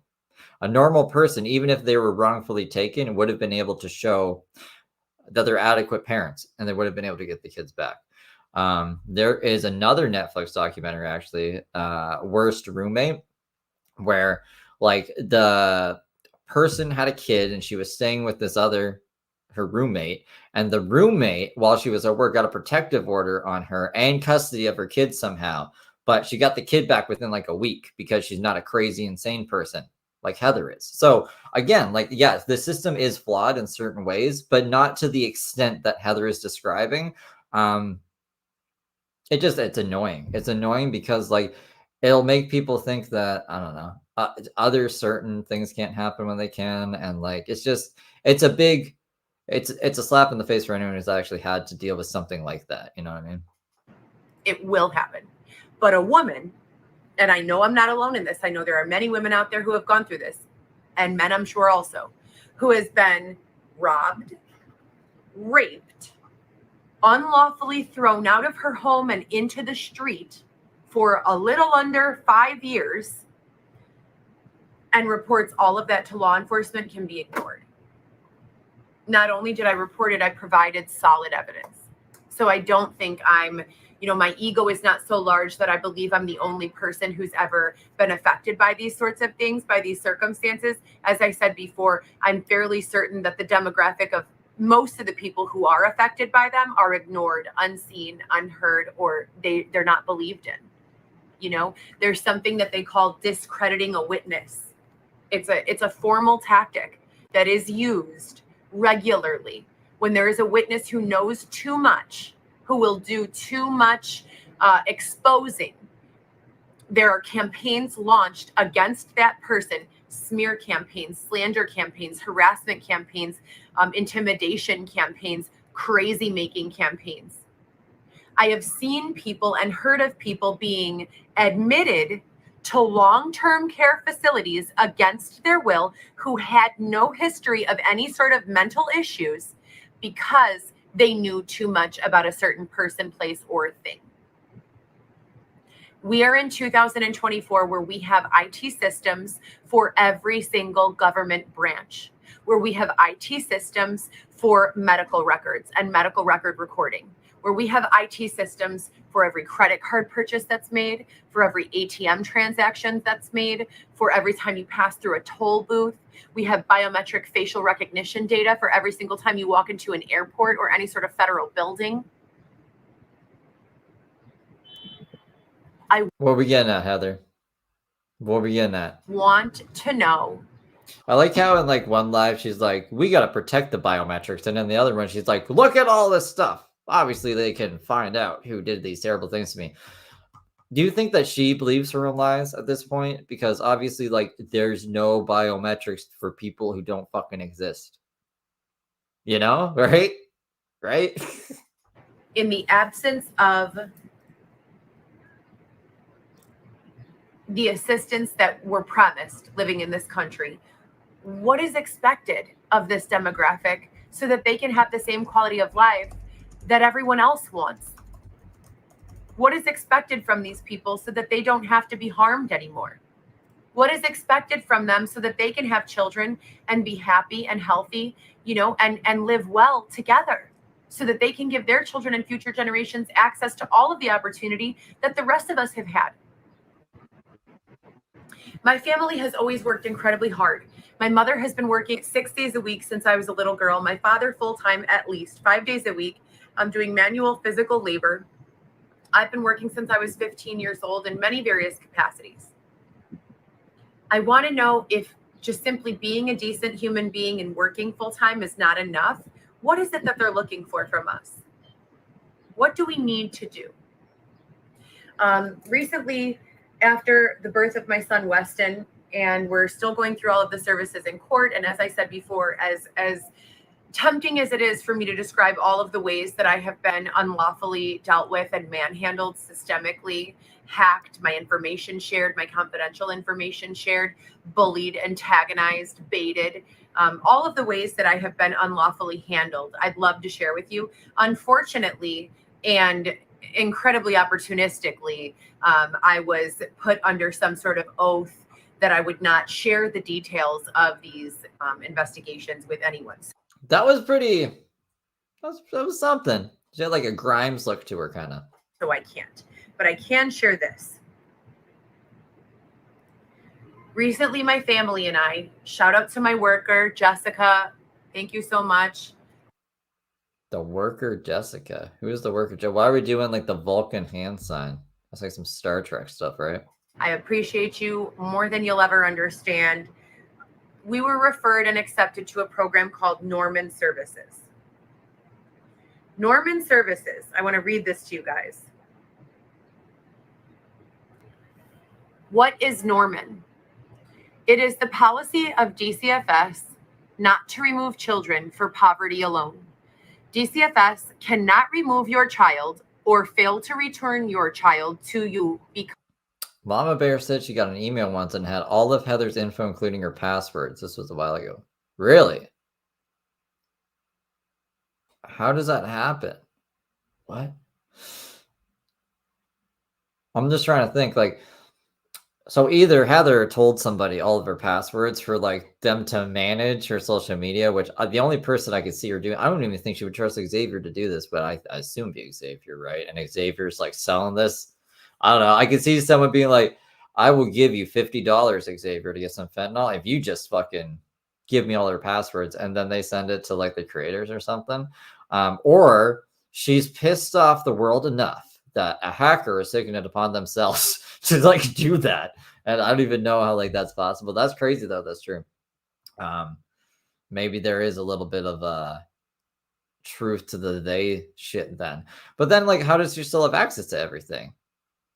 You know, Mama Bear is an ethical person, so I'm sure she didn't do anything with it. But like, I just have to wonder who else they sent that stuff to.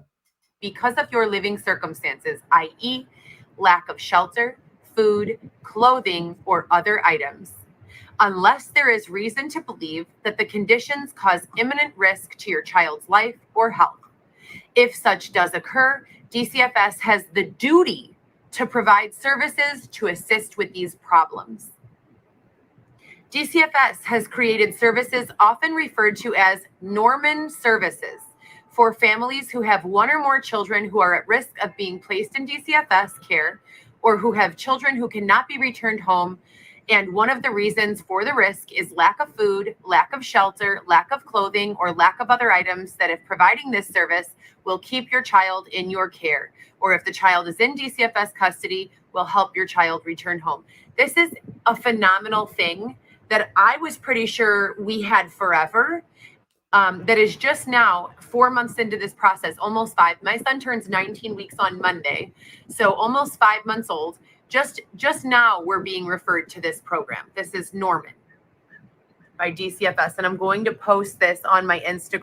Yeah, so there was a comment of it. If she was accepted in the Norman program, she would have already been placed in a home.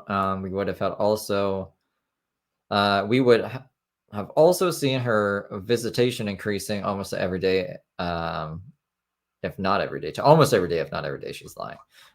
So all this stuff is like irrelevant to Heather's case. Instagram, a GoPro solo production, which I'm trying to use for more public outreach and ethical content creation. So as I've been saying since 2018, simply being poor is not a crime, Right? nor is it a Yeah. reason to separate a mother from her child. Xavier, can you stop? Xavier! Xavier's like a dog. What is he doing? What is he up to? What do you guys think he's up to? Xavier.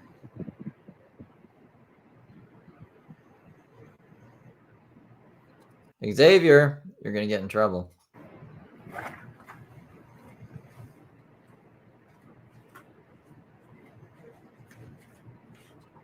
Stop doing that. He's on the ground. What is he doing? What? I can't hear him doing anything. Is he like huff and duster? Is he doing all the drugs? Heather's like, I need that. You goofball. What is he up to? Stop. Stop passing out. Do you think he's passed out?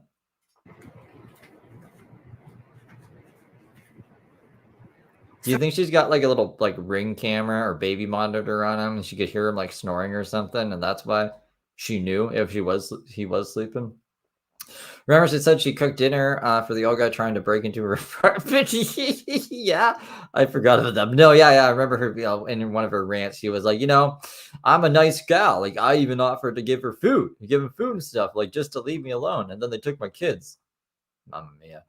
I don't know what's going on. Xavier's doing something mischievous that she does not appreciate. Sorry, you guys. So I think this is fantastic, and I think that it's important, and I think that everyone, I was telling someone this last week. I said to them, have you ever Googled anything about DCFS? And the search results were like, wow, DCFS changed my life, and they helped my family and I get through a really hard time. Do you think a lot of parents who have had their kids taken from them are going to have positive things to say about DCFS? Like, come on now. That'd be like saying like, oh, there isn't a lot of positive reviews for this repo service because they didn't make their car payments, and now that you've taken their only mode of transportation. Yeah, no. Who could imagine there's not positive reviews to the DCFS? I haven't. So hearing about services like this are really reassuring, hopeful. It's exciting, I would say, at the very least. So it's basically, as I said, it's telling you that just not having shelter over your head, just not having money for food, those are not reasons to separate you from your child. And there must be a legal reason. There must be a reason. Either you are causing injury to a child, or you are beating your child, or you are leaving your child unattended in public spaces, or in the household, or whatever. And children 12 and up are allowed to be, home alone for short periods of time, and you can always leave your Heather knows the age in which to leave a kid home alone. She knows the cutoff. child with a family member if you have that luxury. But these are not reasons to separate the child from the home. And it is kind of crazy. It's sad how BCG is saying it's sad how strangers on the internet care so much more about protecting her kids online than she does. It's and like it is kind of crazy because I try not to get involved with people's lives really, but she makes it hard. You know what I mean? Because someone has to like look out for the kids. Like when she was pregnant and stuff, I was like hoping. I was like, I hope that they see this lady and it's like maybe we shouldn't let her go back to the tent with the kid. And she had this whole plan. And like she got the car seat to make it look like she was gonna get into a car or something or get an Uber, and then boom. Heather be gone to the wind. And then if she went off grid, that'd be even scarier. And then like 3 years from now, it seems like some feral street kid and Heather like, ooh. So yeah, no, the system worked this time. But it's hard to not get like emotionally invested when you see and hear shit like this.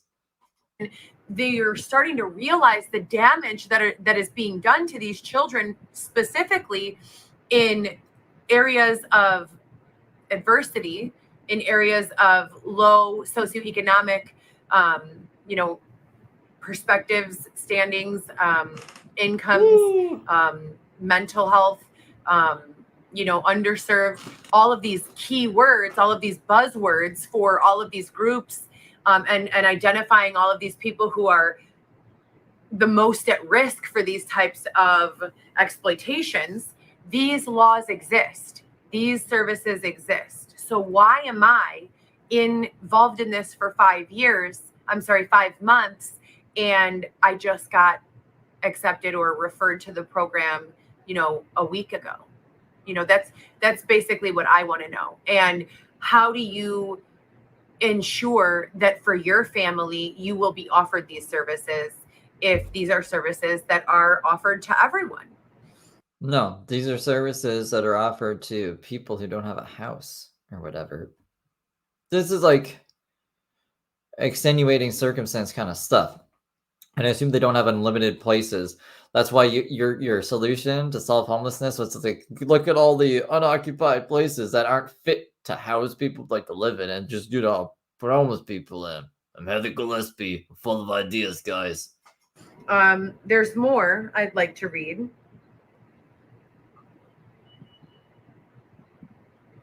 So, assistance in the form of cash, housing advocacy. In order to assist the family find affordable housing, DCFS has created the Housing Advocacy Program, HAP. HAP provides a worker to assist Norman families in obtaining housing. HAP workers will provide the following assistance: refer families to an emergency or domestic violence shelter, develop relationship with Courtney, how you doing?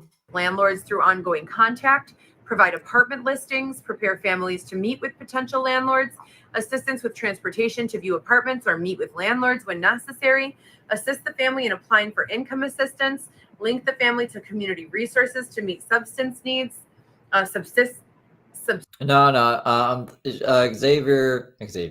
The kid is with Xavier's mom. I think they've been pretty much the whole time. But like, I don't know why she's divulging information. Yeah, Heather's her own worst enemy. I guess she's like fed up. She's fed up. I don't know if that counts as like violating stuff of the court. Like she's not supposed to be talking about that, because I guess technically that placement would be court information, kind of, right? Because the court ordered it. But yeah, no, it's actually with Xavier's mom. Yeah. Subsistence needs, including the emergency cash assistance program, provide follow-up services to prevent future housing problems, transport appropriate families for domestic violence, negotiate with landlords, provide assistance to obtain subsidized housing such as Section 8, and more. Emergency cash program, security deposits for first month's rent, housing, utilities, food, clothing, furniture, transportation, and then other assistance programs. So this is all a referral. If you or your family have been referred to the Department of Child and Family Services, you are supposed to be in receipt of services. If your child was separated from you because you are an alcoholic, for instance, or because you are a drug addict, you have the opportunity to accept a referral from the Department of Child and Family Services to go through treatment for whatever that issue is and to be reunited with your child. That is the law. Now, if you don't have any one of those issues and you're still separated from your child, what do you do then? You know, and I'm just going to leave it at that without getting into too much detail. What do you do at that point? The next point that I'd like to bring up is the fact that we have all of these lawyers, criminal defense attorneys, but it's incredibly difficult to find a civil rights advocacy lawyer. Incredibly difficult. I have been looking for 5 years. For 5 years. What about Nick Albuquerque? I have been presenting detailed information that more than qualifies numerous different cases for a civil rights intervention. And I have not been able to find a single lawyer who says that they practice in civil rights and actually do practice in civil rights. There are many who are advertised. If you call them and if you give them the details of these situations, it's like this, they switch to personal injury. It's a very, very difficult. And I know that a lot of civil rights lawyers, you know, are not practicing because they are intimidated out of their practice. And if they have children or families, they value their career. I don't know. Maybe. Some targets. But criminal defense attorneys, they are fueling the system. They are just as bad as the broken system that so many people claim, you know, is not working. So you have someone who catches a gun case and doesn't have any money. They have a gun, so that means they're probably doing something. She's referencing Daisy's situation right now. Let's see what she said. What's her advice for Daisy's situation? Illegal, right? If it's unlicensed or unregistered. And the criminal defense lawyer says, sure, I'll defend you. I'll get you off, but I want a lot of money. Because it's a bad look to get criminals off without a monetary incentive, you know? Because I don't think lawyers are good. Like, not, I mean, ethically. I don't think all lawyers are ethical. I think, like, look at, what was it, Casey Anthony? That's a good lawyer. That was a good lawyer. But I think he knew he was getting like a murderer off. So, but no, it costs money. Yeah, of course it's going to cost money. Who wants, like, if I'm trying to build my reputation as a lawyer, why would I take on cases that make me look like a terrible fucking person? Unless, like, all I want is criminals. I don't know, as clients. Maybe they don't care about that. But yeah, Heather, lawyers cost money. That's a known fact in life. So the criminal defense lawyer has an 8-year, 12-year degree at the least, is very intelligent, one of the most intelligent in society, I would argue. And this position, take care, Rocky, and is they're going to say, you clearly don't have money, because if you had money, then either your gun would be registered, you'd be carrying legally, or you wouldn't be carrying at all because you'd be protected or you'd pay for protective services, right? So we know you don't have money, but we know you can probably get some. So sure, I'll defend you, I'll protect you, but you've got to go out and you've got to come back to me with 100 grand, 40 grand. So it's like, are you saying that the lawyers end up pimping you out or something? Or what are we getting at here now? Chrissy, you're just a little late. I don't know if you follow Daisy, but we interviewed John today. It's pretty fancy. 50 grand, 60 grand, 10 grand, whatever it is. And so they're fueling this highly volatile cycle of abuse and violence because they're extorting these individuals. They're telling these individuals, you are going to face prison time if you don't come back to me with 100 grand or 40 grand or 20 grand. Why'd the money go down? That is extortion. That is extortion. So no, because you can get another lawyer. They're just not gonna. They're going to tell you to plead guilty, and they're going to take the plea deal. They'll try to reduce your sentence, but they're going to be like, look, like, my time is valuable. So if you don't want to give my hourly rate, this is the quickest, fastest way to get this resolved. And if you want me to go the extra mile, it's going to cost some fucking money. Like, I think that the lawyer can only advise you what they think you should do. And then it's kind of up to you. Like, you get the final say. And then if the lawyer really thinks you're a lost cause, I think they can even, like, excuse themselves. Perhaps, maybe. I mean, like, they probably would want to get, like, a feel for you before taking a retainer. But, like, I don't get this. Heather is so appalled that lawyers cost money shtick. Like, this is, come on, Heather. Chrissy, thank you for the $9.99. Sorry I'm late. Hey, fam. Stephen Crew. Oh my God, can't wait to hear The hot tea from the interview with John. He was very, he was a good interviewee. He answered pretty much everything I asked him. There's a couple things, I guess, that he didn't feel comfortable answering, but honestly, probably wouldn't have helped Daisy's case if he did answer those specific things. So, like, we got, I think, a decent interview out of it. So, yeah, I think it'll be worth a watch. So systemically, these people are being bullied and extorted into committing Bullied. The lawyer's bullying me. more acts of crime and violence that affect and impact not only the most at-risk neighborhoods and communities, but that trickle over into all of the other communities. This is very basic in understanding, as long as you just have a second to look at how just backwards it is. And it will resolve it all.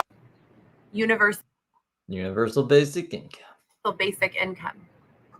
If we solve poverty, we solve all of these issues. There's another program that I was Why is she so blurry? just recently introduced to that's called FSS.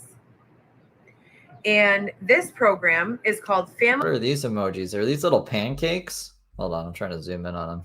Self-Sufficiency Program. Oh, they're like little people with hearts behind them.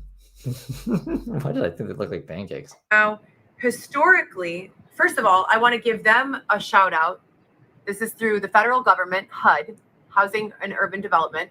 Yeah, I'm sorry I couldn't read like a lot of the chat. I was trying to be a good host for John. But I seen a couple comments when I was skimming through it, trying to get questions, and you guys are funny.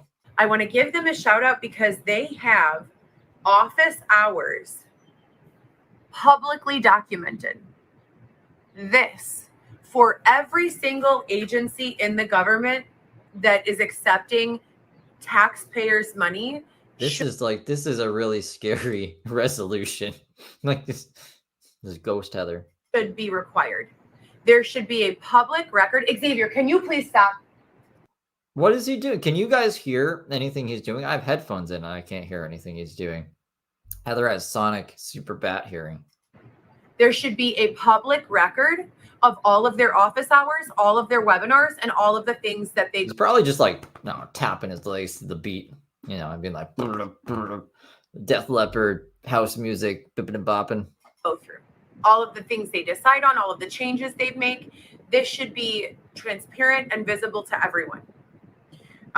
It also helps people to understand if you have this sort of constant updating, what's going on, what changes are being made, and what sort of implementations are leading towards the betterment of all of these programs.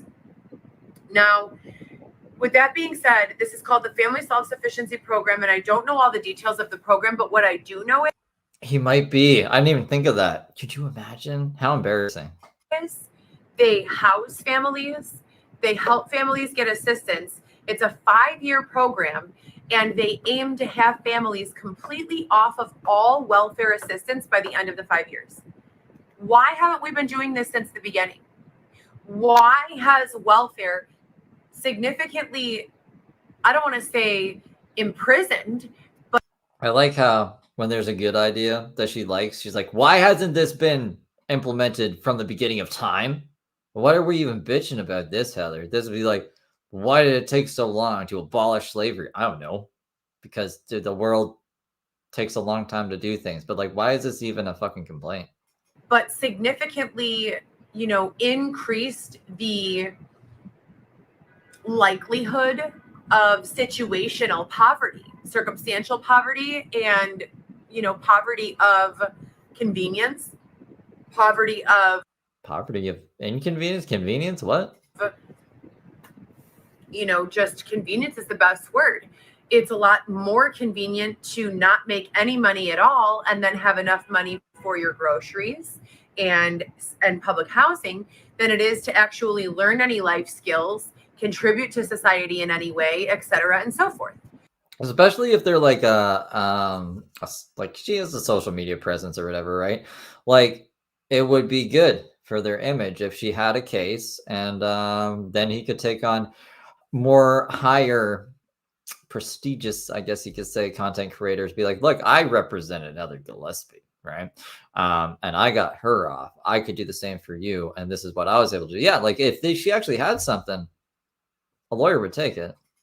A 5-year program that's going to give people what they need and incentivize and let me put it this way. Jeremy DeWitt, the serial police impersonator who's facing multiple years in prison, I think like 60 years or something, has a lawyer.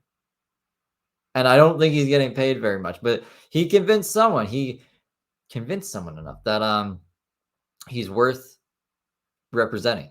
I don't know how he did it, but Heather can't even do that. assist people in getting back on their own feet. That is the answer. Hello? In this program, FSS, which supposedly my family has been accepted to, if so, I'm incredibly, excited about that. I can't wait to hear more. If this is the case, this program offers to families the assistance in housing, the assistance in cash, and then gives them a 12-month period of being off of welfare completely with their assistance before they get off of the program entirely. So it's almost like they teach you how to not need welfare anymore and then hang around for a year to make sure that you've got it under control.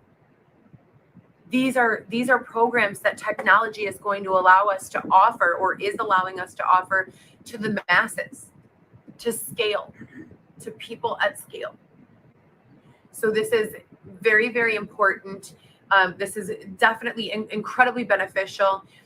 When I went to the CHA, the Chicago Housing Authority, Xavier and I did go, and they told us that the average wait list for housing was 6 months to 25 years. Yeah. Yeah.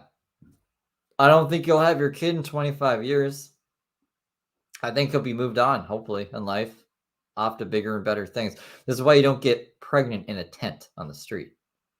I don't know why it took this realization to get here, but yes, this is one of the reasons. Do you understand?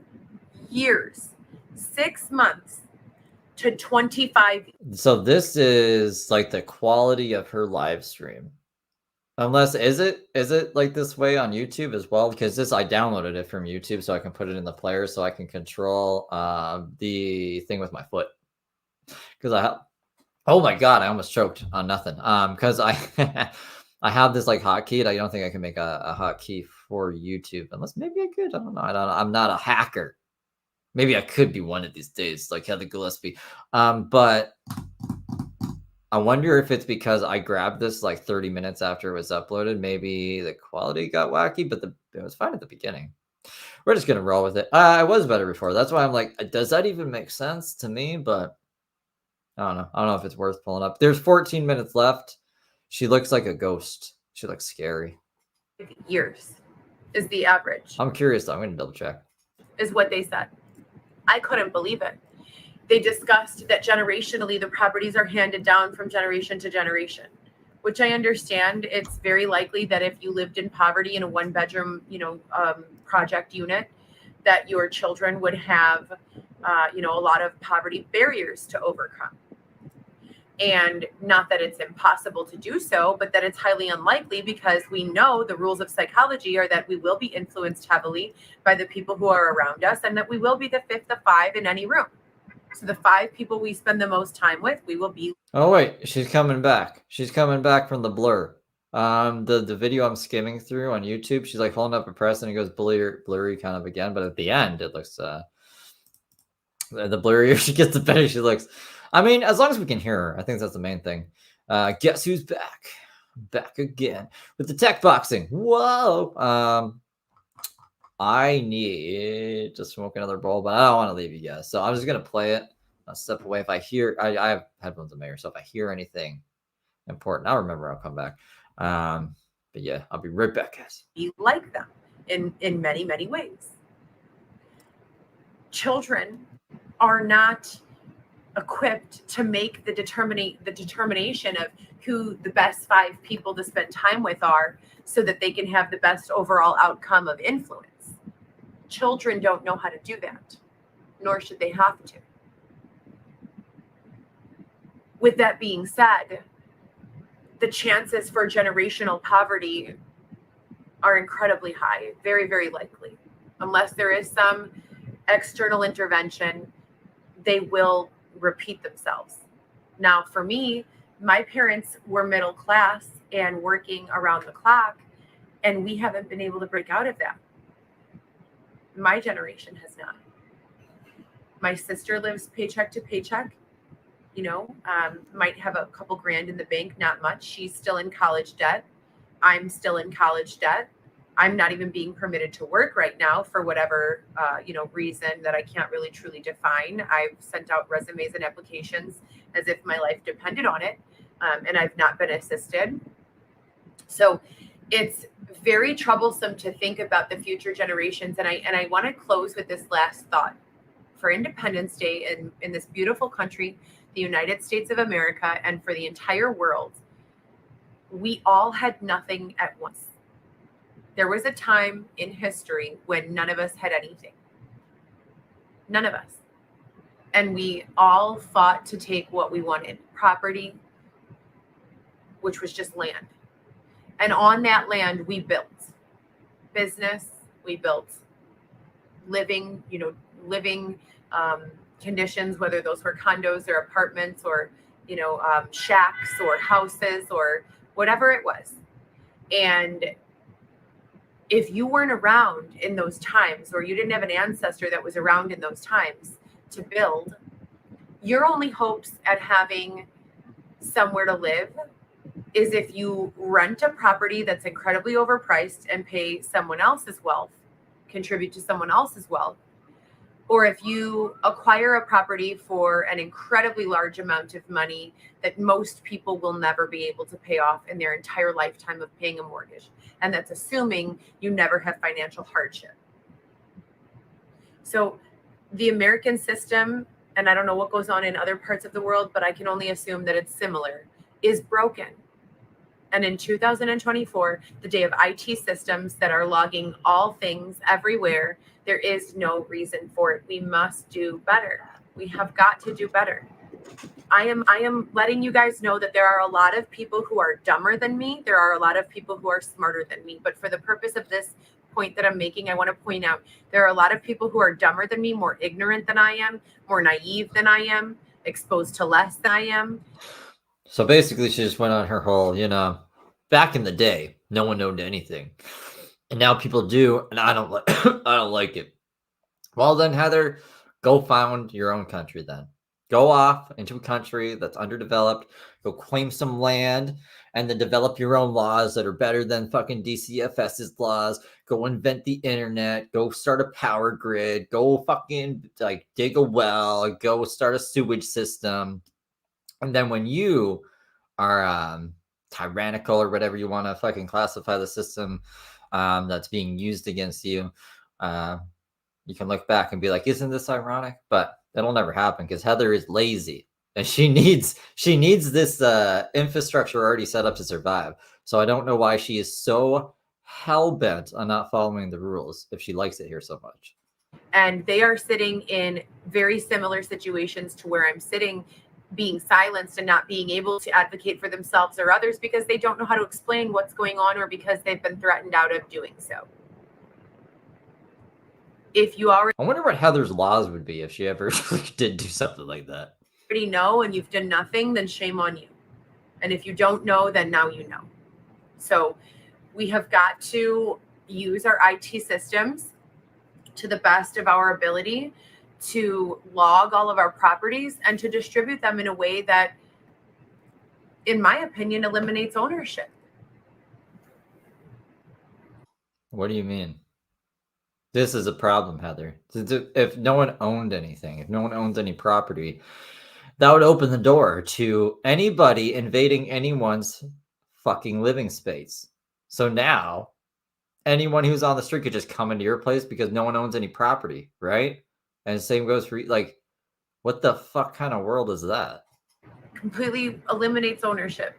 Why not create, and I've discussed this before on many of my platforms, why not create a giant Rolodex of property listings? Again with the Rolodex. Rolodex needs to be on the bingo. Much like Airbnb. Airbnb doesn't have a Rolodex. But rather than using those listings and Rolodexes to rent for money, just allow people to move into them.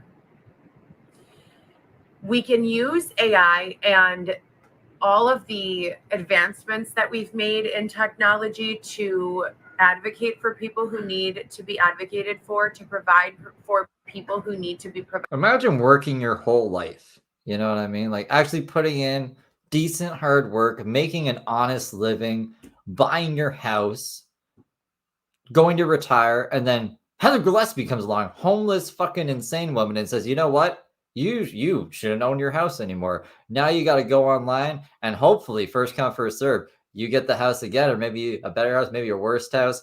But this is what we're doing from now on.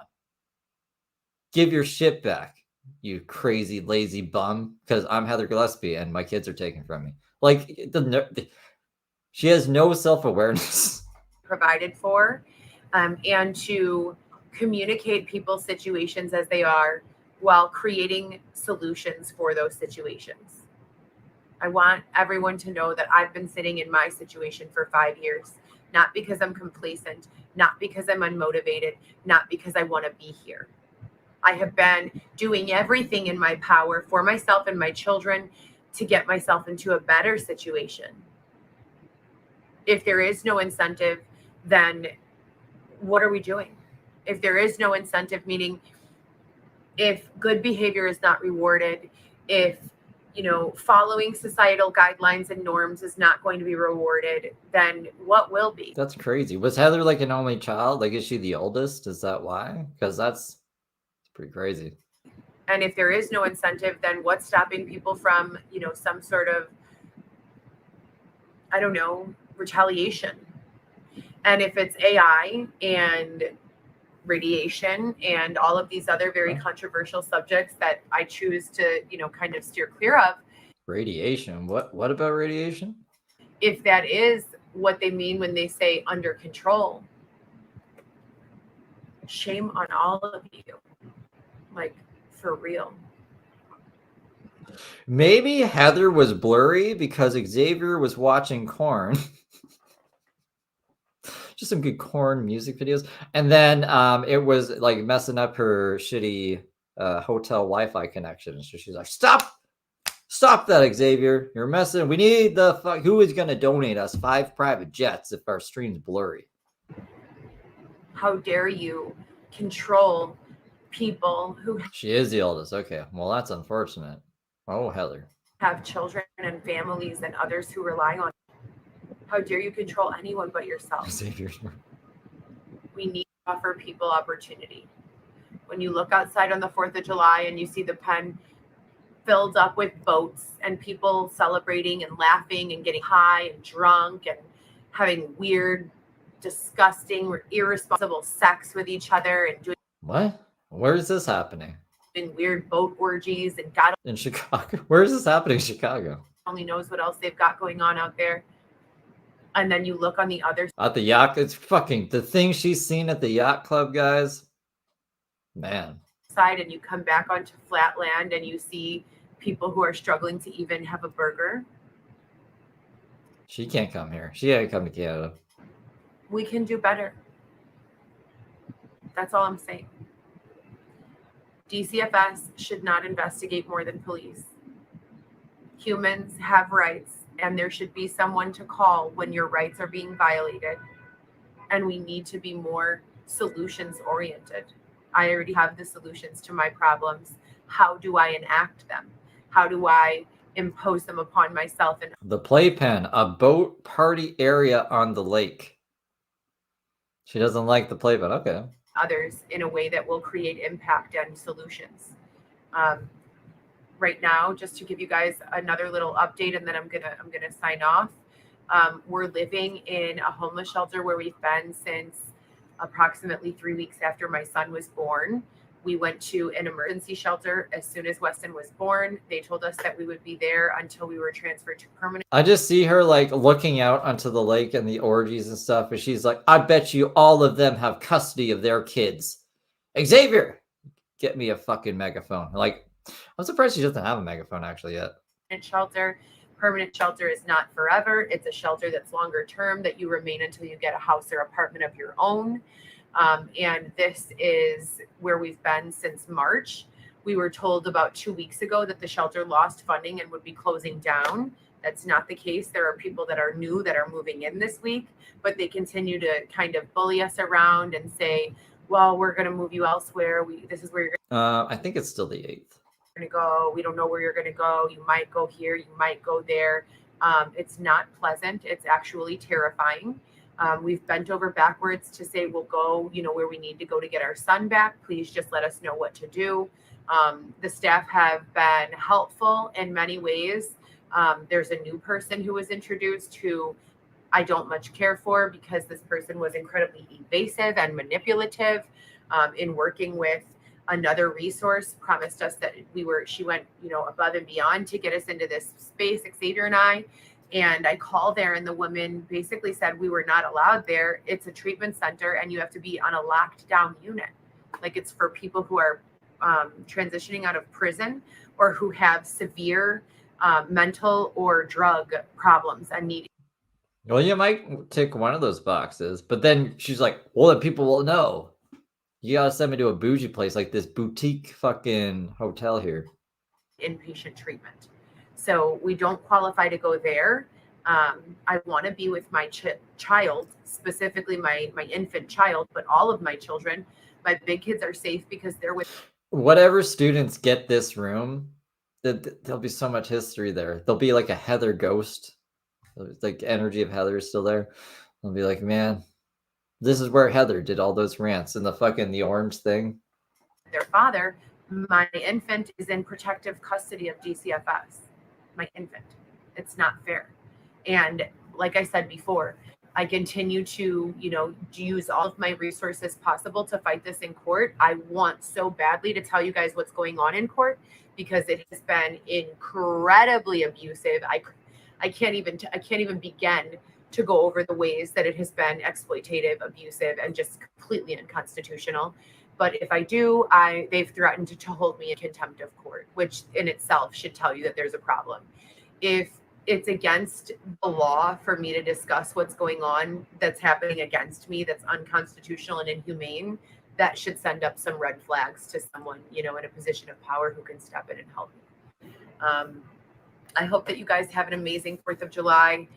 I wish that I could be out there with you, having fun and going on a boat ride. You guys, not the extra stuff. You can keep the orgy and the drugs and all of that. But why can't she go on a boat ride?